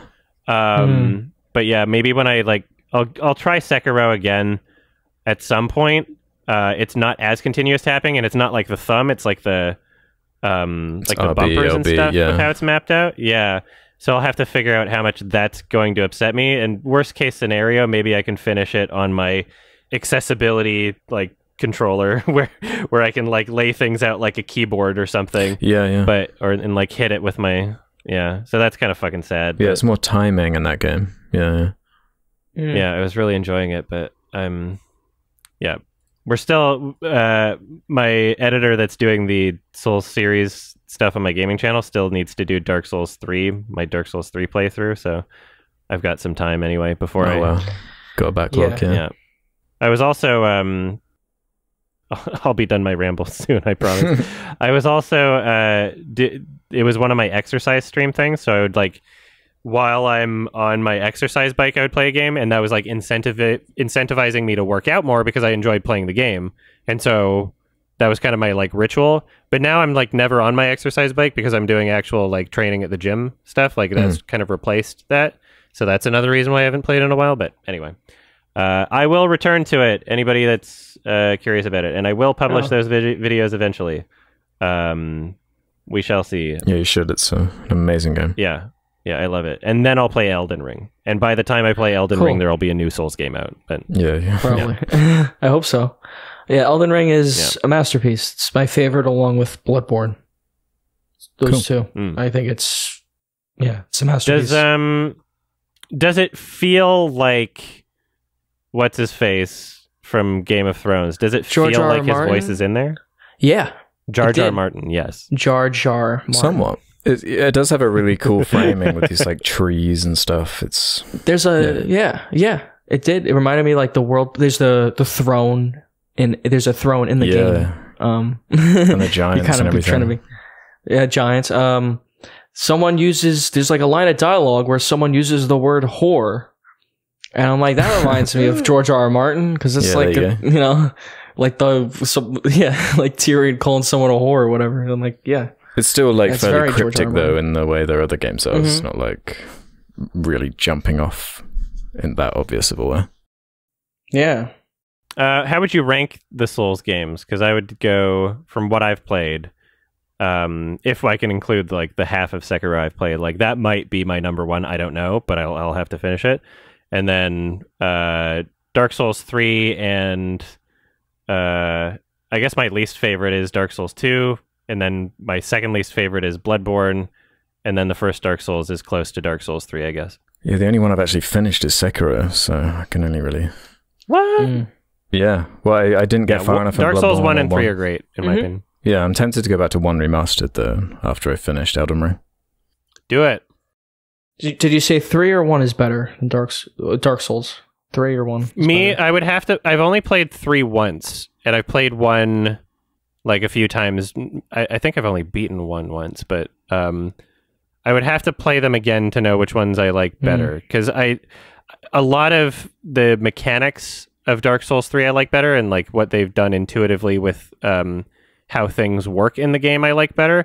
But I think Dark Souls 1 is like a much more memorable experience in terms of like the bosses and the way the map like feeds back into I like itself. the level design more probably. Yeah, I would have to familiarize myself with 3 a bit more. Yeah, maybe, but in my opinion, all their games are kind of the same. Not as an insult, but they just get better technically, like kind of with each one, with like maybe some minor exceptions, like quality of life stuff. 2 really stands out like a sore thumb. 2 stands out as like kind of a bad one. Yeah, but I would probably go a different like team. Yeah, Miyazaki didn't direct it. Yeah, I'd say Elden Ring's the best because it's the newest one. And then I'd have to say Bloodborne and like Sekiro right behind it, and Dark Souls like around there. Dark Souls 3, and then Dark Souls the original, and then Dark Souls 2 at the bottom. So yeah, like around what you said. But I'd say Elden Ring's probably my favorite. It just feels like the most. It just feels the most developed. Like this is a studio that really knows what they're doing at this point, and they just like. All bets are off. They just threw everything in there, every idea they had, and it's really well done. I have about 200 hours more. It's crazy how successful they became. It's crazy how much that fucking shit blew up. Yeah, it's well earned. You wouldn't expect it, the type of game, but there was a market for it. Something so difficult, right? Yeah, definitely. And it's nice to feel like I'm actually playing a game. Like I don't feel like I'm watching a movie that like, and I'm holding a controller and I press a button every once in a while. Yeah, like The Last of Us. It's very much a game, yeah. Yeah, and you're not being nickel and dimed. Yeah, it's like complete. Or it's not like just a shooter. You know, it's like an actual, like I was really engaged in just like the gameplay loop of it, like earning the runes, leveling up, finding new stuff, finding a boss you need to fight. Like, yeah, it's just the exploration. Yeah, and you can just, I feel like it's such a sandbox. Like, yeah, I haven't felt so open like to do anything in a world since like Grand Theft Auto 5 or 4, where I'm just like, man, it's almost like anxiety inducing. Yeah, because even the horse riding stuff like feels really good. It's fun. Yeah, the horse riding's great. It even reminded me of Red Dead 2. Yeah, just like this world, like it almost gives you like anxiety, like how much there was to explore at first. Yeah, because you see like this big map and you're just like, man, there's all this shit that I just haven't done yet. And yeah, I'm 200 hours in and there's still things I haven't done.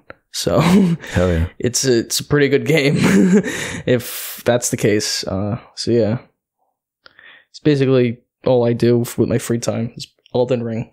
It's fun. All right. I guess that does it for questions. I guess so. Yeah. Thank you so much. And we have a film recommendation from Mr. Everything. So Mr. Everything. I want to recommend a movie I personally have never seen. It's always been on, I've been meaning to, because I've heard such mixed things over the years about it. It's The Fifth Element. Oh boy. I want to talk about this movie. Okay. All right. Yeah, I think it could be an interesting discussion. Sounds cool. It is a classic. I want to see it. Oh, you haven't seen it, Ralph? I've always meant to see it because I hear it's cool. Yeah, it's just been one of those. It's a cult classic. It's like a it is got a cult of people who absolutely adore it. Yeah. I saw it a billion years ago, and I'm not going to say what I think about it. We're going to see what happens on this. Okay, awesome. Okay, cool. 97. Luc Besson. Luc Besson. Valerian fan. Yeah, Mr. Valerian. If you haven't watched The Fifth Element and don't want it spoiled, there will be a spoiler discussion next episode, so make sure you watch it before next episode. These episodes come out every 2 weeks publicly, or you can listen to them early, or if you go to Sardonicast.com, sign up for premium. It's only $2 a month. Also, patreon.com/Sardonicast. Also, we got merch. Also, there's a Sardonicast highlights channel on YouTube. Link in the description. There's highlighting the best bits of the podcast and stuff. Hell yeah. Thanks for Morbius, everybody. Happy Morbius. Yeah. Getting morbed, everybody. Thanks for not seeing Morbius. Yeah, get morbed, everybody. Yeah, everybody's morbed now. It's time. It's morbid time. Thanks. Bye-bye, everybody. Bye-bye. Bye. Bye.